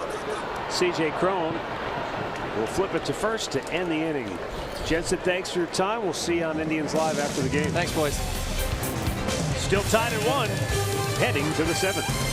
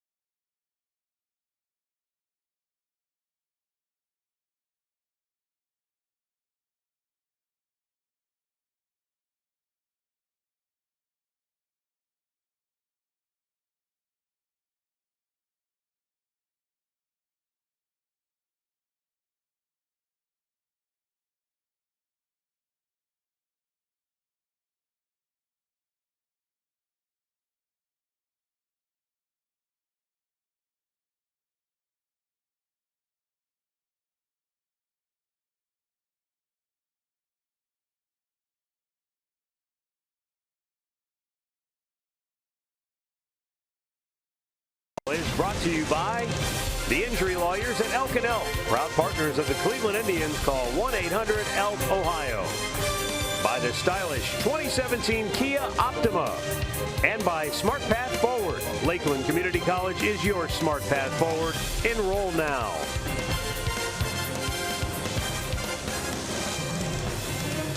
Seventh inning and a 1-1 ball game. Well pitched on both sides. Trevor Bauer will have the 5, 6, and 7 hitters due up for the Angels here in the 7th. Andrelton Simmons, Luis Valbuena, and C.J. Cron.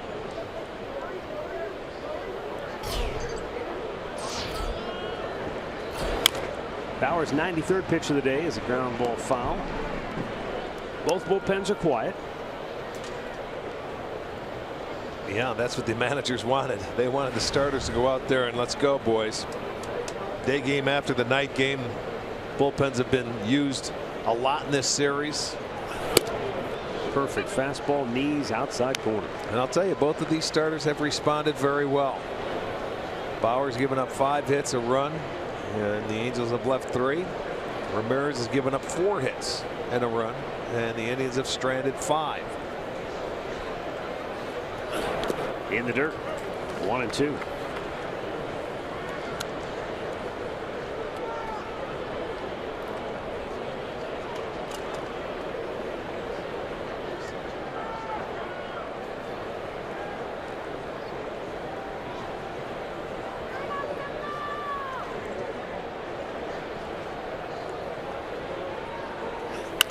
Right back up the middle. It hit the bag and caroms into center field. So Simmons with his first hit today. He's having a good series and continues to swing it very well. This one, Bauer had to get out of the way, and then it goes, screeches past him and hits second base. It's a breaking ball away. He gets out of the way, and you can see that ball bounce awkwardly off the corner of second base into left center field. So hit number 6 for the Angels. And Luis Valbuena, the batter, 0 for 2 on the day. The 4th straight inning now that they've been able to get their leadoff man aboard.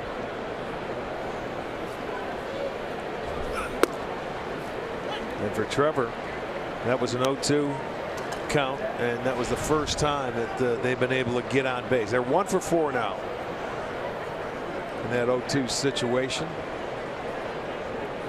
I'm a little surprised only 4 times he's had a hitter down 0-2.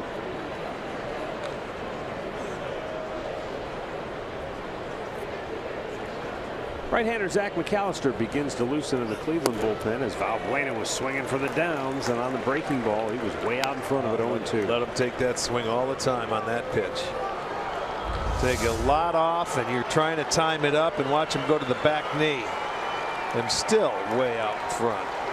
He's pulling everything out. He's trying to hit that ball farther than he did yesterday. He's homered in 3 straight games, though. Stay tuned later today on Sports Time Ohio. Bruce Drennan will break down Valbuena's swing for you. And the 0-2, he hits it the other way. It's fair and down the line. Brantley trying to cut it off. Simmons flying into third, and he'll stop right there. The Angels are set up second and third, nobody out. Back-to-back 0-2 pitches that have been hit, and he left the curveball up, and Valbuena did not try to pull this one. He just went the other way, but because it was elevated, it made it easy for him. Watch him flip the bat because he knew that's what he was doing. It was easy. So second and third, nobody out, and the Angels are in business here in the 7th.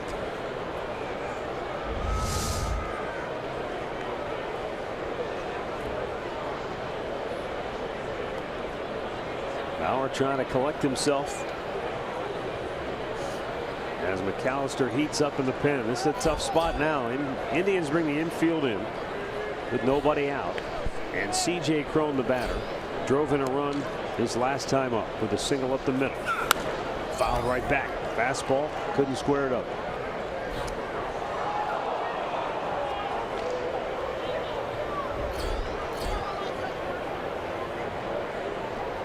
.67% strikes for Bauer today in his first 100 pitches.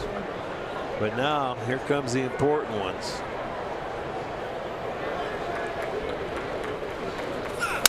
Broken bat roller to Urshela.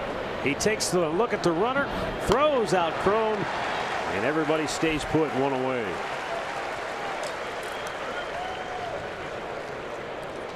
Well, you get that first one. Simmons gonna, mess around at third base. He's an infielder and knows what it's like to play in. You get the out. He made sure he looked him back. We're gonna get a pinch hitter here for the catcher Gratterall. Looks like it. Well, there's nobody up to bat. Not in the yet. index circle. So Mike Scioscia says, hold on a second. Looks like Escobar is going to grab a bat.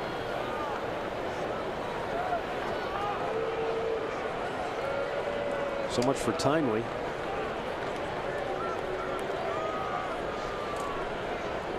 Well, he may have been upstairs in the cages hitting. You never know.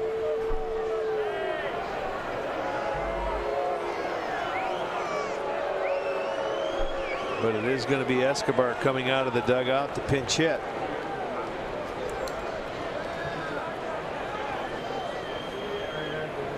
Yeah, he had to be up hitting because he's coming out a couple of swings right here.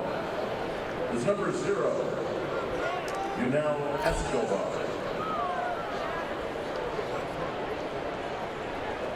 Escobar hasn't exactly lit it up in this series. He does have 2 hits. 2 for 11. Those 2 hits came in the series opener.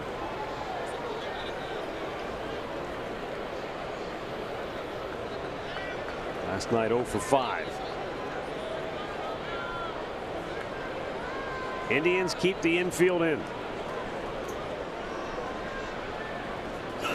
And a curveball in there for strike 1.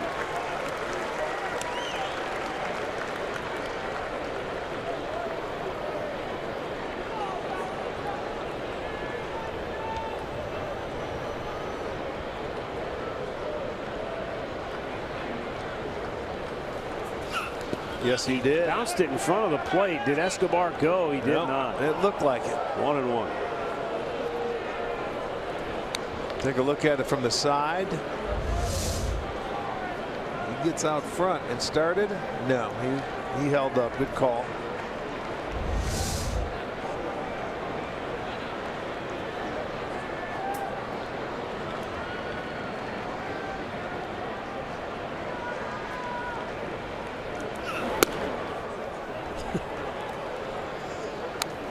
Well, Bauer realizes he's at the end of the line and he's throwing everything max effort right now, and it's been 3 straight curveballs to Escobar.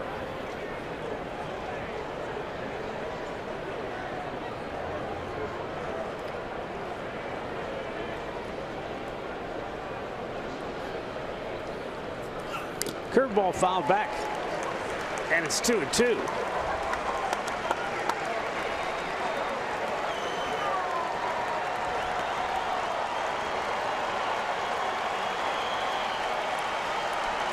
Everything has been a spinner. It's been the curveball in this at bat. The 4 pitches to pinch hitter Escobar, and I'm sure we'll see another one. Bauer's 2-2. Another curveball, and he struck him out with it. His 6th strikeout this afternoon. 2 down. Good job. I'll tell you what, man. They get to second and third. And let's take a look at the sequence and just watch the curveballs. The first one, get me over strike 1, a dandy.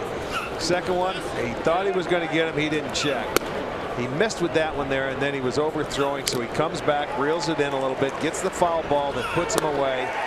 Really well done by Trevor Bauer. Now a good chance to get out of this inning and keep it a 1-1 ball game. And that would be like a Houdini act if you can get out second and third, nobody out. Little team meeting by himself. Caleb Cowart, the batter, 0 for 2, has grounded out, struck out. Remember, the last time Cowart was up, it was second and third with 2 outs. Same situation. And it was a couple of curveballs to get Bauer ahead in the count. This time it's a low heater, and it's called a ball. Well, you can see the little tilt to Bauer's head, thinking, hey, man, that was a good pitch. It was a good pitch. He thought it was down at the knees, and it had the plate, no question. Good pitch. How does that not get called?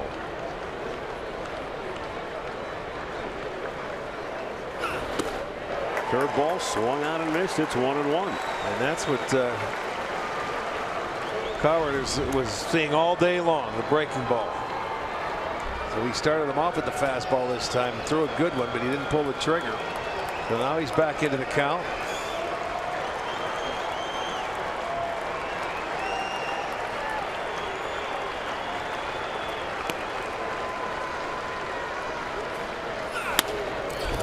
Ground ball to Lindor.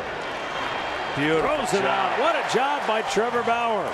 Pulls a rabbit out of the hat here in the 7th, and the Angels strand runners at second and third.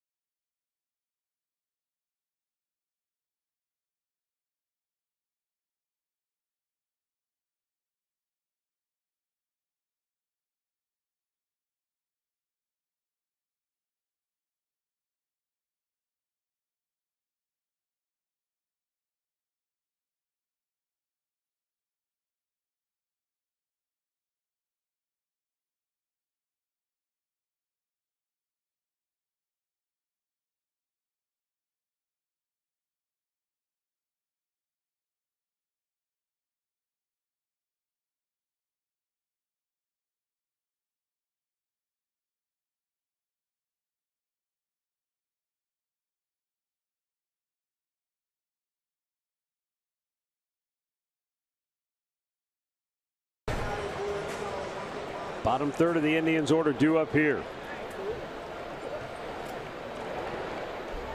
Martin Maldonado takes over behind the plate. And Brandon Guyer leading off takes ball one. Guyer 1 for 2 with a single.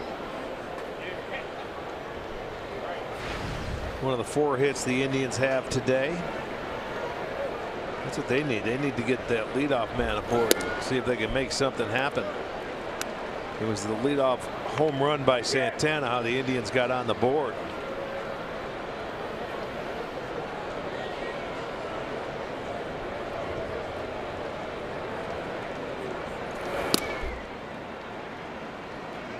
Swung and missed, and it's 2-1.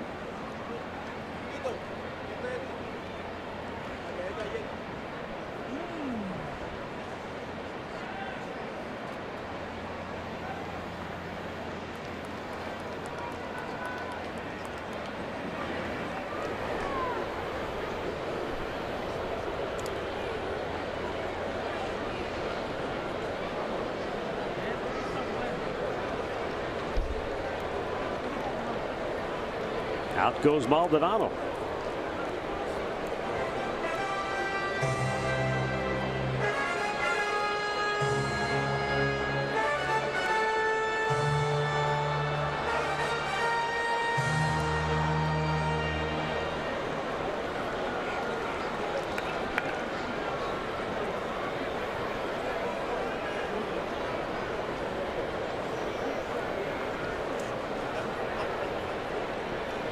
Two-one offering and a foul right back.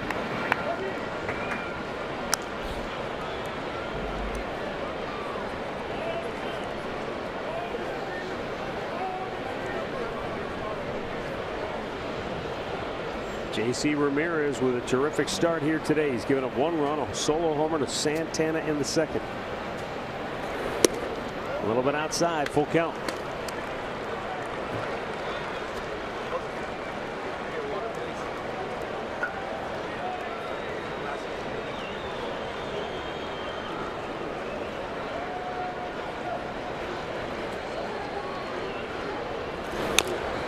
Off the foot of Guyer.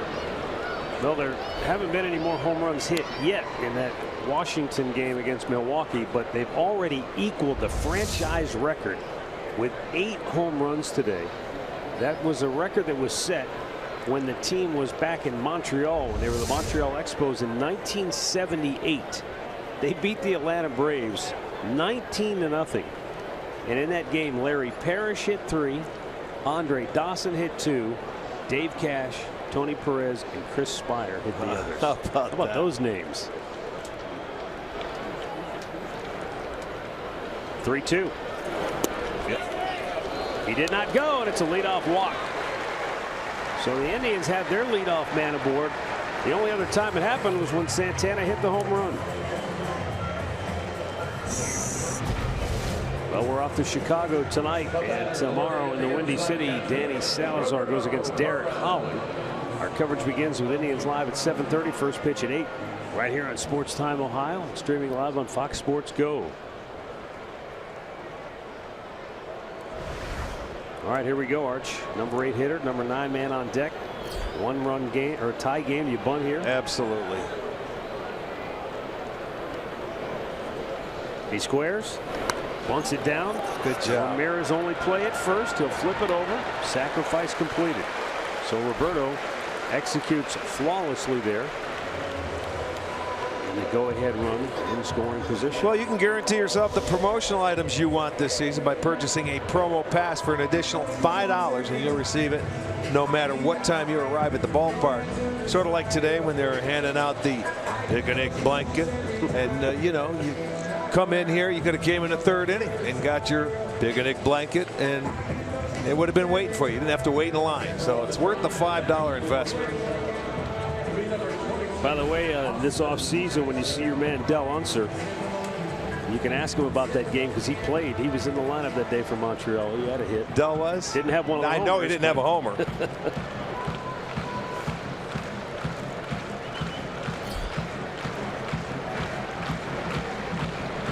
Austin Jackson pinch hitting, and he takes a strike. He's had a good series too.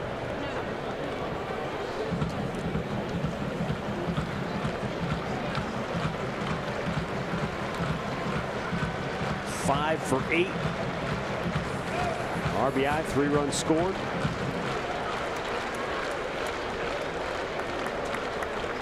I mean, how about that? I mean, the guy comes off the DL. And in his first game off the DL, he goes 3 for 4. And then last night, 2 for 4 with 2 runs scored and a run driven in. Yes, sir. Well, let's hope he goes 1 for 1 in this ball game. That probably means they're going to score a run here.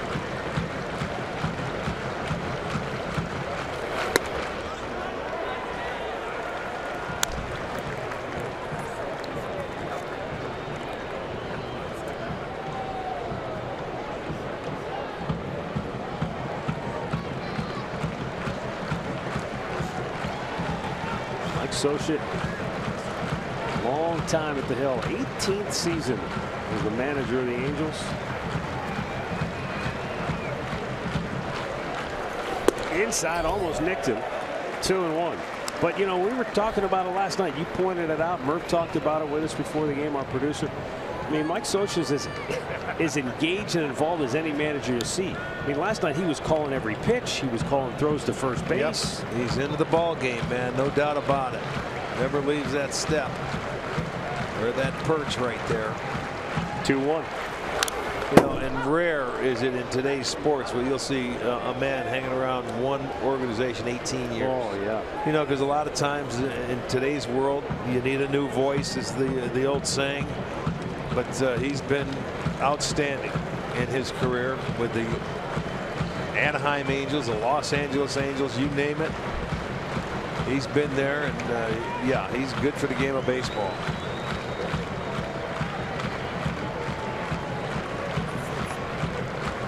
Two on its way. Maybe. Inside, full count. Well, he's trying to make that hitter wait a little bit, and you know, it's a pinch hitter. You figure you get anxious, but the veteran is sitting in that batter's box and just waiting for something. He's looking, I think, for something away. He can shoot to right center field. The Indians looking for their first hit today when they've gotten the 2 strikes. 0 for 9, so that first one would be right now would be perfect. Holds it foul. Jackson still has those quick wrists. Well, he's staying inside, and I'll tell you, it's a nice reaction to just foul that pitch off.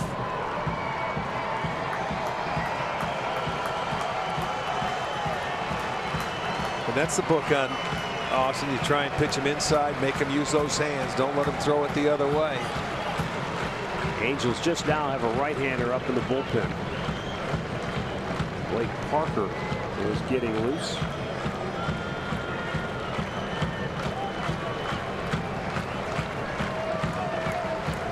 Here's the payoff pitch. Whoa, ball 4. Great patient at bat, especially when you consider it comes in a pinch hit situation. You've been on the bench all day, and Austin Jackson is aboard with 1 out, and the Indians have 2 aboard, and we go back to the top of the order. And here again, Rick, we talked about this last night. You know, the Indians are a team with a lot of left-handed bats and a lot of switch hitters who bat better from the left side, and yet because of the organization's decision to send out the only left-hander the Angels had in their bullpen, they don't have a lefty. Yeah. Well, then that makes it easy. You don't have to warm them up, and you go with the righty is what it does. But that's the 6th walk by J.C. Ramirez today, and the Indians haven't been able to cash that in yet. Eric Gonzalez running for Austin Jackson at first. He was going to come in and play third anyway, or second, and Ramirez will go over to third. However they decide to defense it. That's what I'm thinking. Yeah, he'll go to second. Ramirez goes over to third. Right now it's up to Bradley Zimmer, who's 1 for 3, doubled to left center his last time up. Well, he's had a big series. He's had a big homestand. See if you can add to it here.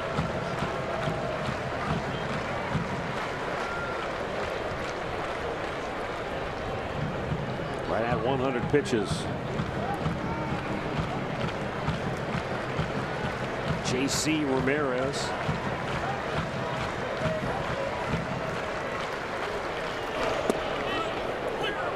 Nice breaking ball. That's in for a strike. Well, this is the relay from Trout to Simmons, a one-hopper into Gratterall, and they get the out at the dish. Really, Urshela was running, and that cut off. That would have been a 2-1 game. A great relay.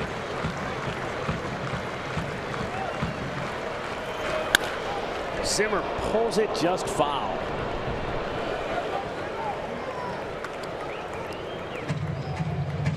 Yeah, the home plate collision all but extinct now, so rare to even see one anymore.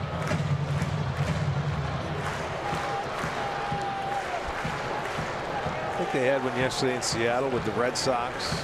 You know, where the same thing happened. Throw takes the catcher up the line, and the runner comes in right into the catcher. Almost nicked him, and Zimmer just got out of the way. A 96-mile-an-hour fastball. It's 2-2. That's after throwing that slow breaking ball away, figuring I'm not going to keep him from leaning out over the plate. He throws a dart in off the plate.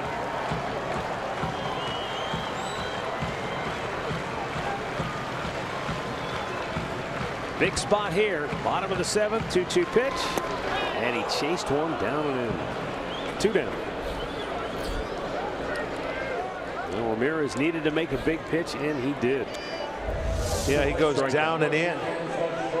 And he gets him to chase after it. So a good pitch, his 4th strikeout.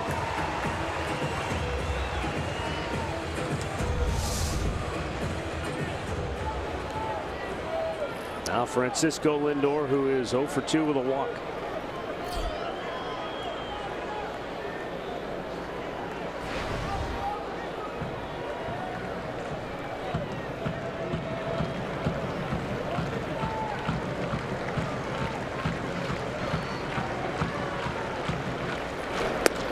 Outside for ball 1.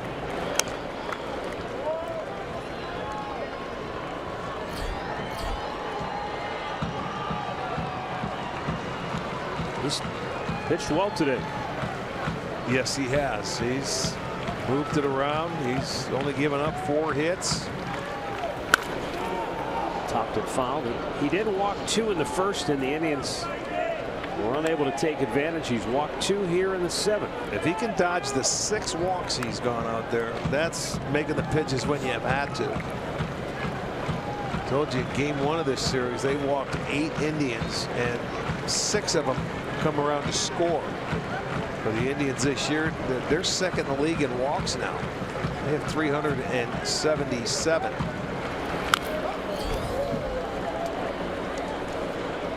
Well, you talk about the Indians offense, and during the 6-game win streak, they've averaged 8 runs a game. And they've batted .450 with runners in scoring position. They were 27th in Major League Baseball with runners in scoring position when the homestand began. They moved up to 19th coming into today.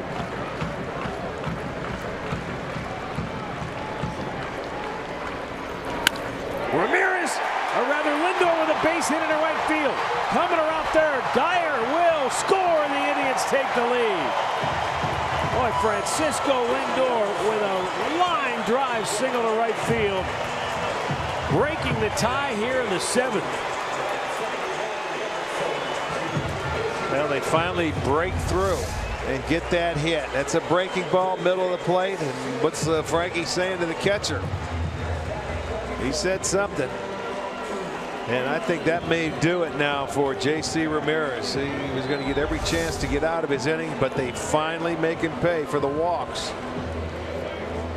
So and the Indians take a 2-1 lead. 2 on, 2 out.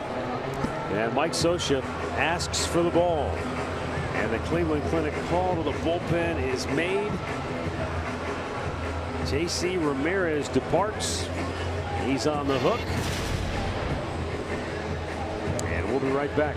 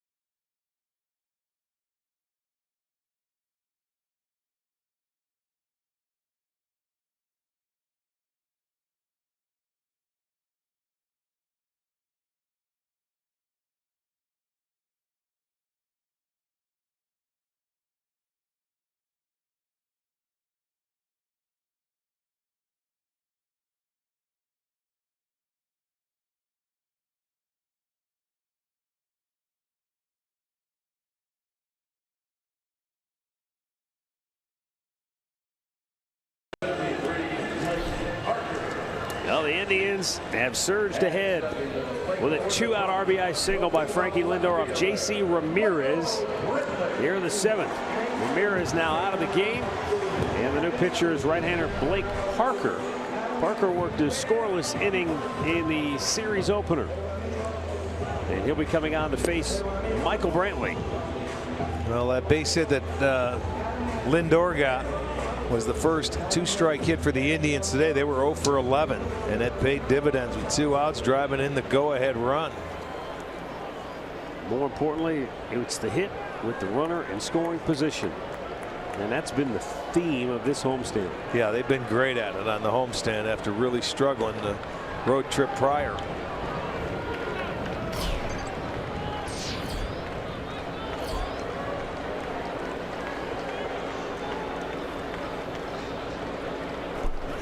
Lindor bluffs the move.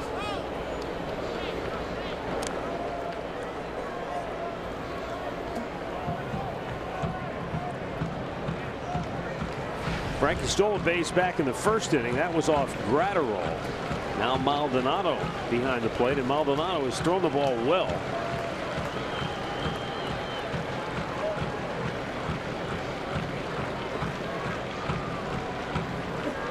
Indians have had 3 base stealers caught by Maldonado in the series.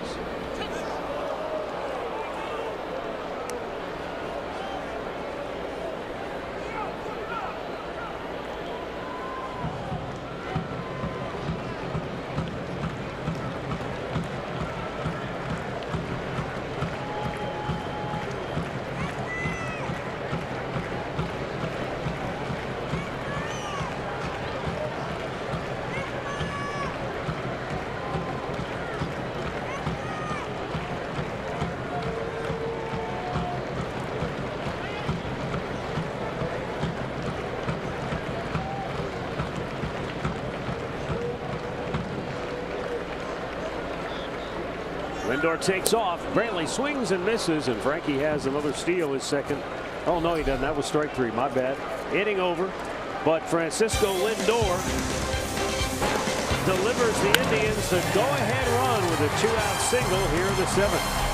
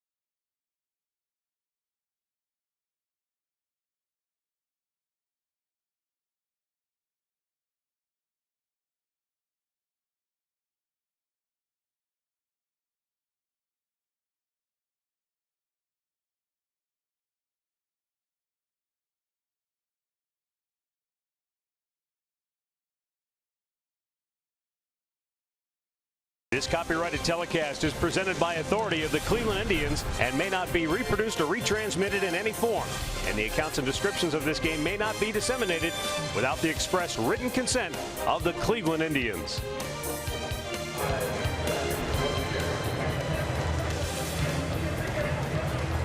Our buddy Brent Valenti, who will be getting back to work here in a couple of months with the Cavaliers, produces the games on Fox Sports Ohio for Cavaliers basketball. Well, here we go. Trevor Bauer in a bit of a surprise, back out here for the 8th inning.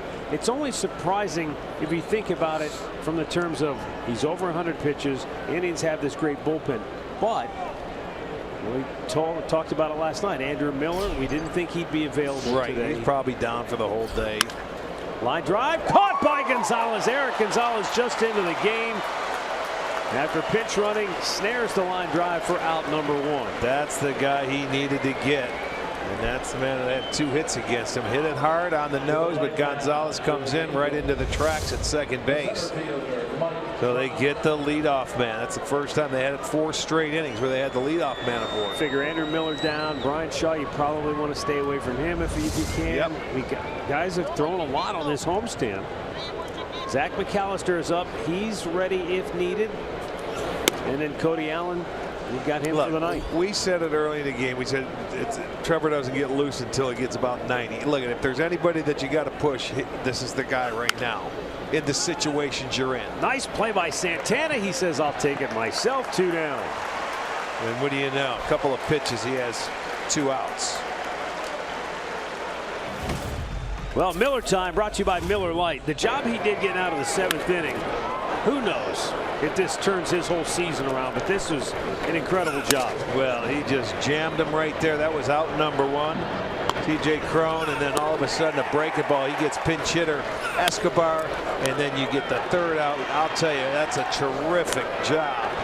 Late in the ball game, trying to keep that game tied. I'll tell you what, that was impressive. Very impressive. He's just done a phenomenal job today of competing. He's just gone out and he's competed. To me, I don't see a guy who's, I've got to strike everybody out. I don't see that today. I just see a guy who's just gone out and, you know, probably understanding in the back of his mind, I need to go deep into this game. Well, he's done just that. He's done exactly what he had to do.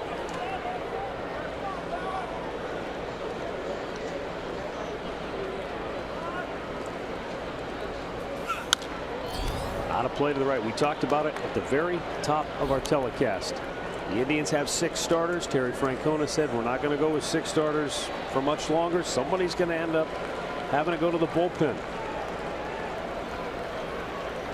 Well, Bauer has responded with a pretty good argument to keep himself good in the rotation. Solid 8 innings.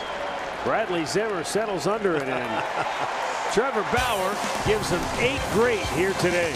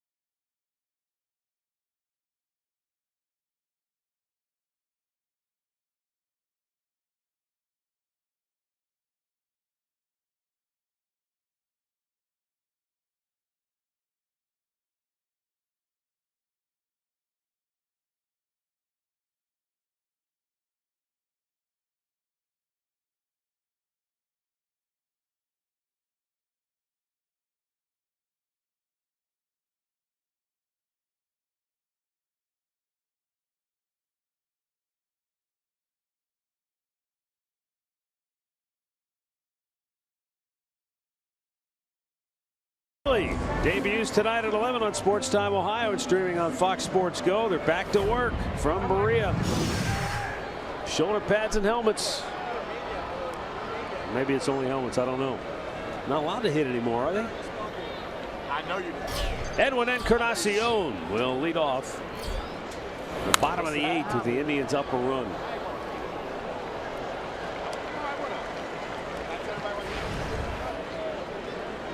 Cody Allen getting ready now in the Cleveland pen. Edwin walked in the first, fly it out in the third, and then we're up the base hit to left in the 6th inning.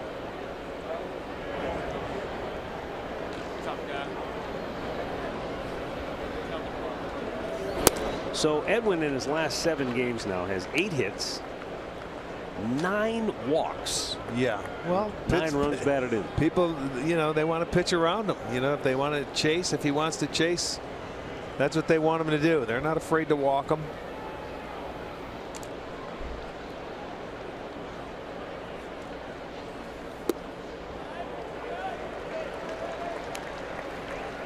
Two and one to count.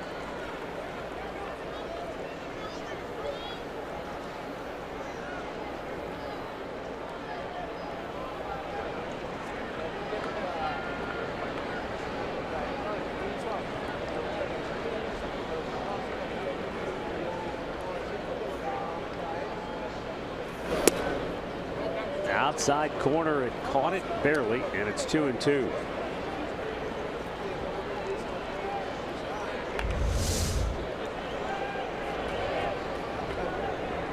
Well, there you go, right there. He gets the call.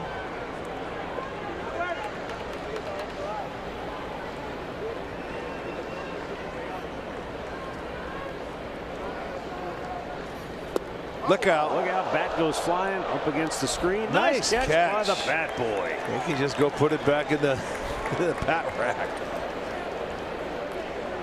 That was 3. He didn't know if he should bring it back out or not. And that's why that net was there. That's a good thing. It was extended. But their heads up over there. Nice play by the bat boy. Look at the guy. He's like, oh man, I would have had it. It was coming right to me. Might have been missing a couple of teeth, but yeah, you'd have had it all right. Trying to catch one of those twirling bats. No thanks.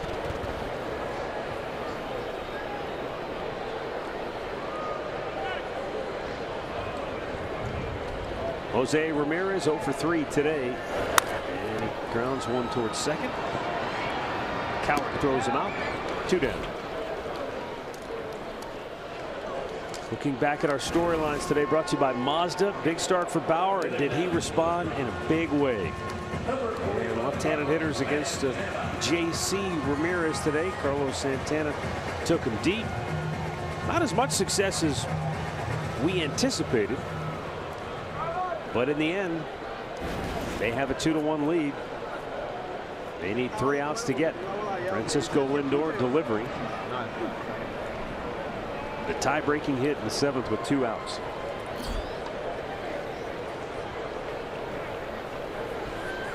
Well, you talked about Bauer today. He had 10 outs on 3 pitches or less.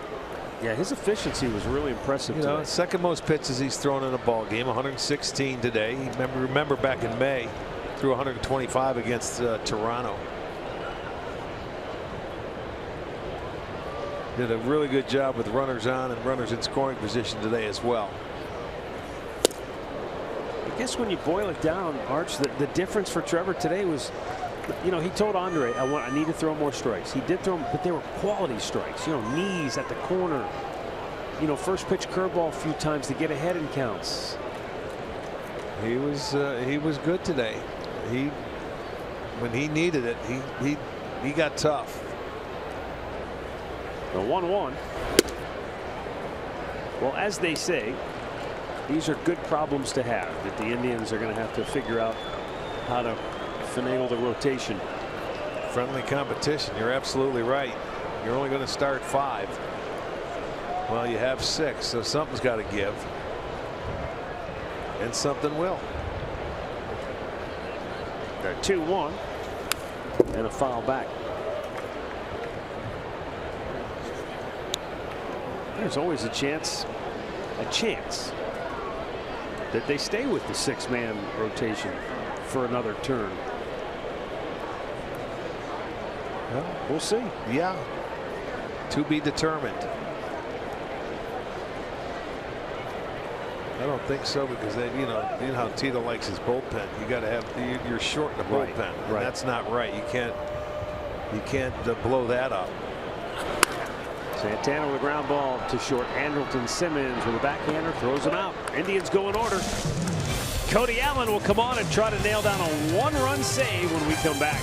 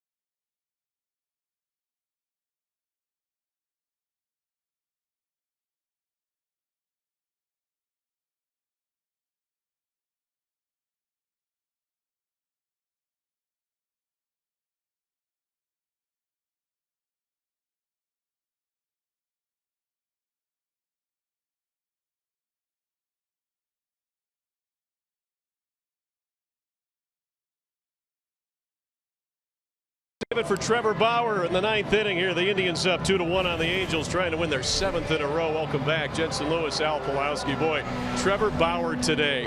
He's had some good outings in the past. This might be his best. Pitching for the rotation livelihood. I mean, exactly what he needed, exactly what this team needed, matching J.C. Ramirez pitch for pitch. Cody Allen now.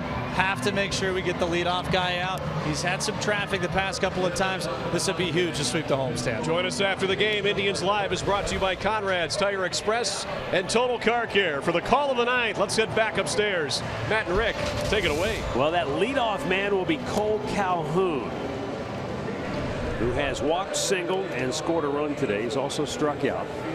Cody Allen for the 42nd time this year. He's 17 out of 18 in save situations. And he has no margin for error here. Cole Calhoun, then Andrelton Simmons and Luis Valbuena in the 9th for the Angels. Trevor Bauer looking on. What a great performance. 8 innings, 1 run, 7 hits, 1 walk, and 6 strikeouts. 116 pitches, 77 strikes for Bauer today. And now Cody. Curveball, first pitch, in for a strike.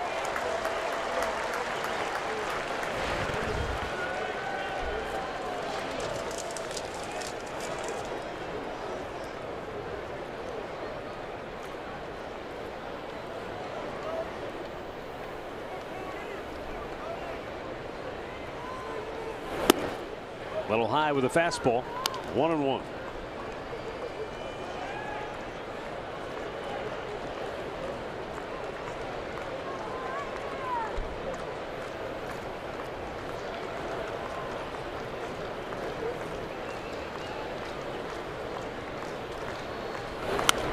Back out of play. Again, the Royals are idle today. They began the day a game and a half back of the Indians in the standings. Tribe leading Kansas City by 2 in the loss column. Indians brought a 6-game win streak into today. Kansas City has won 8 in a row.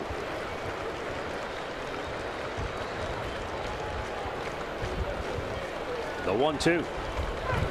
Got him looking with a breaking ball. That was a good one. Cody Allen strikes out Calhoun to start the 9th. Watch this one dance over the outside edge. That was a good one right there. Oh boy, tough one to hit. He had the curveball to hit the pitch before he fouled it off. That's a dandy. Out number 1. Tough one to hit. Tough one to catch, it looked like, for Roberto Perez, trying to make sure that he was able to keep the glove over the plate. Andrelton Simmons 1 for 3 today. 6 for 9 in the series. And that curveball, he was diving and it decked him.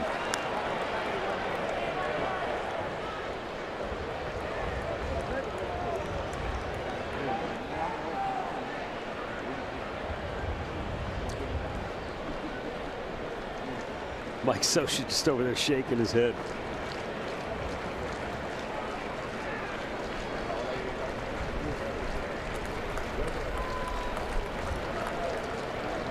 The 1-0. Good fastball. Blisters it right over the outside corner. 1-1.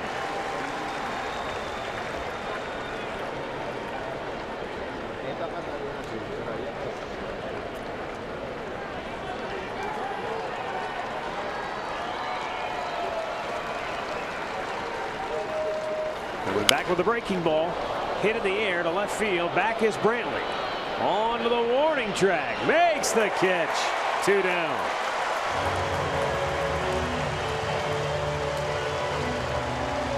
Our Pat O'Brien Chevrolet play of the game. Francisco Lindor breaks the tie with a 2-out RBI single in the 7th.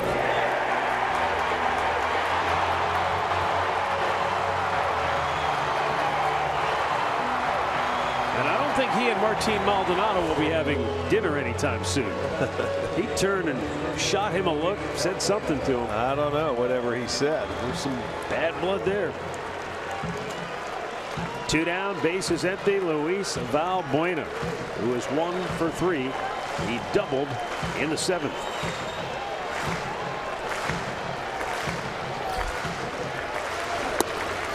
Fastball strike gets ahead.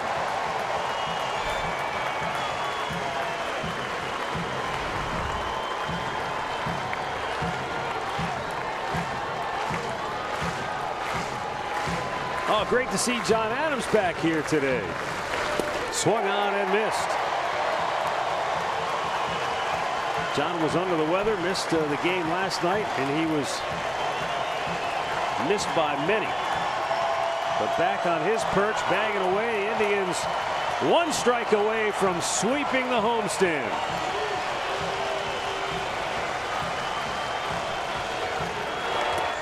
A little low, 1-2.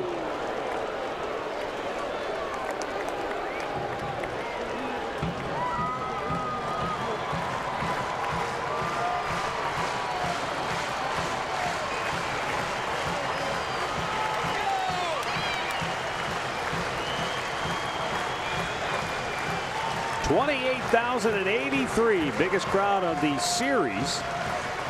And the 1-2 pitch. Did he go? Yes. He did. The Indians have swept the homestand.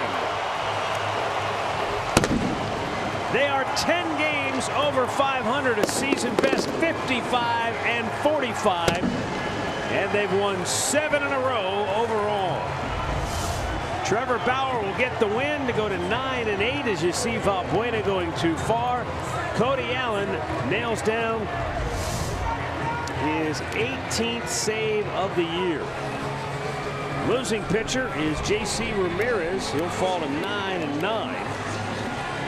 And the Angels will leave town with a mark of 49-54 on the year, and their wild card hopes really starting to fade after the Indians sweep them in the 3-game series. And it's one of those deals where, you know, Rick, if you're the Angels, you limp out of here going, man, we got swept. But they could have very easily won the series opener when they came back from the 7-run deficit and tied it. They very easily could have won last night's game. It was a 1-run game before the Indians blew it open with a 7-run 8th. And then they end up losing a heartbreaking 1-run game here in the finale. They played them very well. You're right. It was a very good series, but you know, the Indians, they were not going to be denied on this homestand. 7-0. They had 2-1 victories, and then they did a lot of damage with hitting with runners in scoring position and able to score a lot of runs. It was just what they needed for their psyche, man. So you come home after a bad road trip, you go 7-0. And it's time to go out on the road, and it's going to be fun. The Indians have beaten the Angels 8 straight times, 10 in a row here in Cleveland. And the Indians with the second best winning percentage in the American League, now 10 games over the 500 mark. 2-1 is the final. We'll be back with some final thoughts right after this.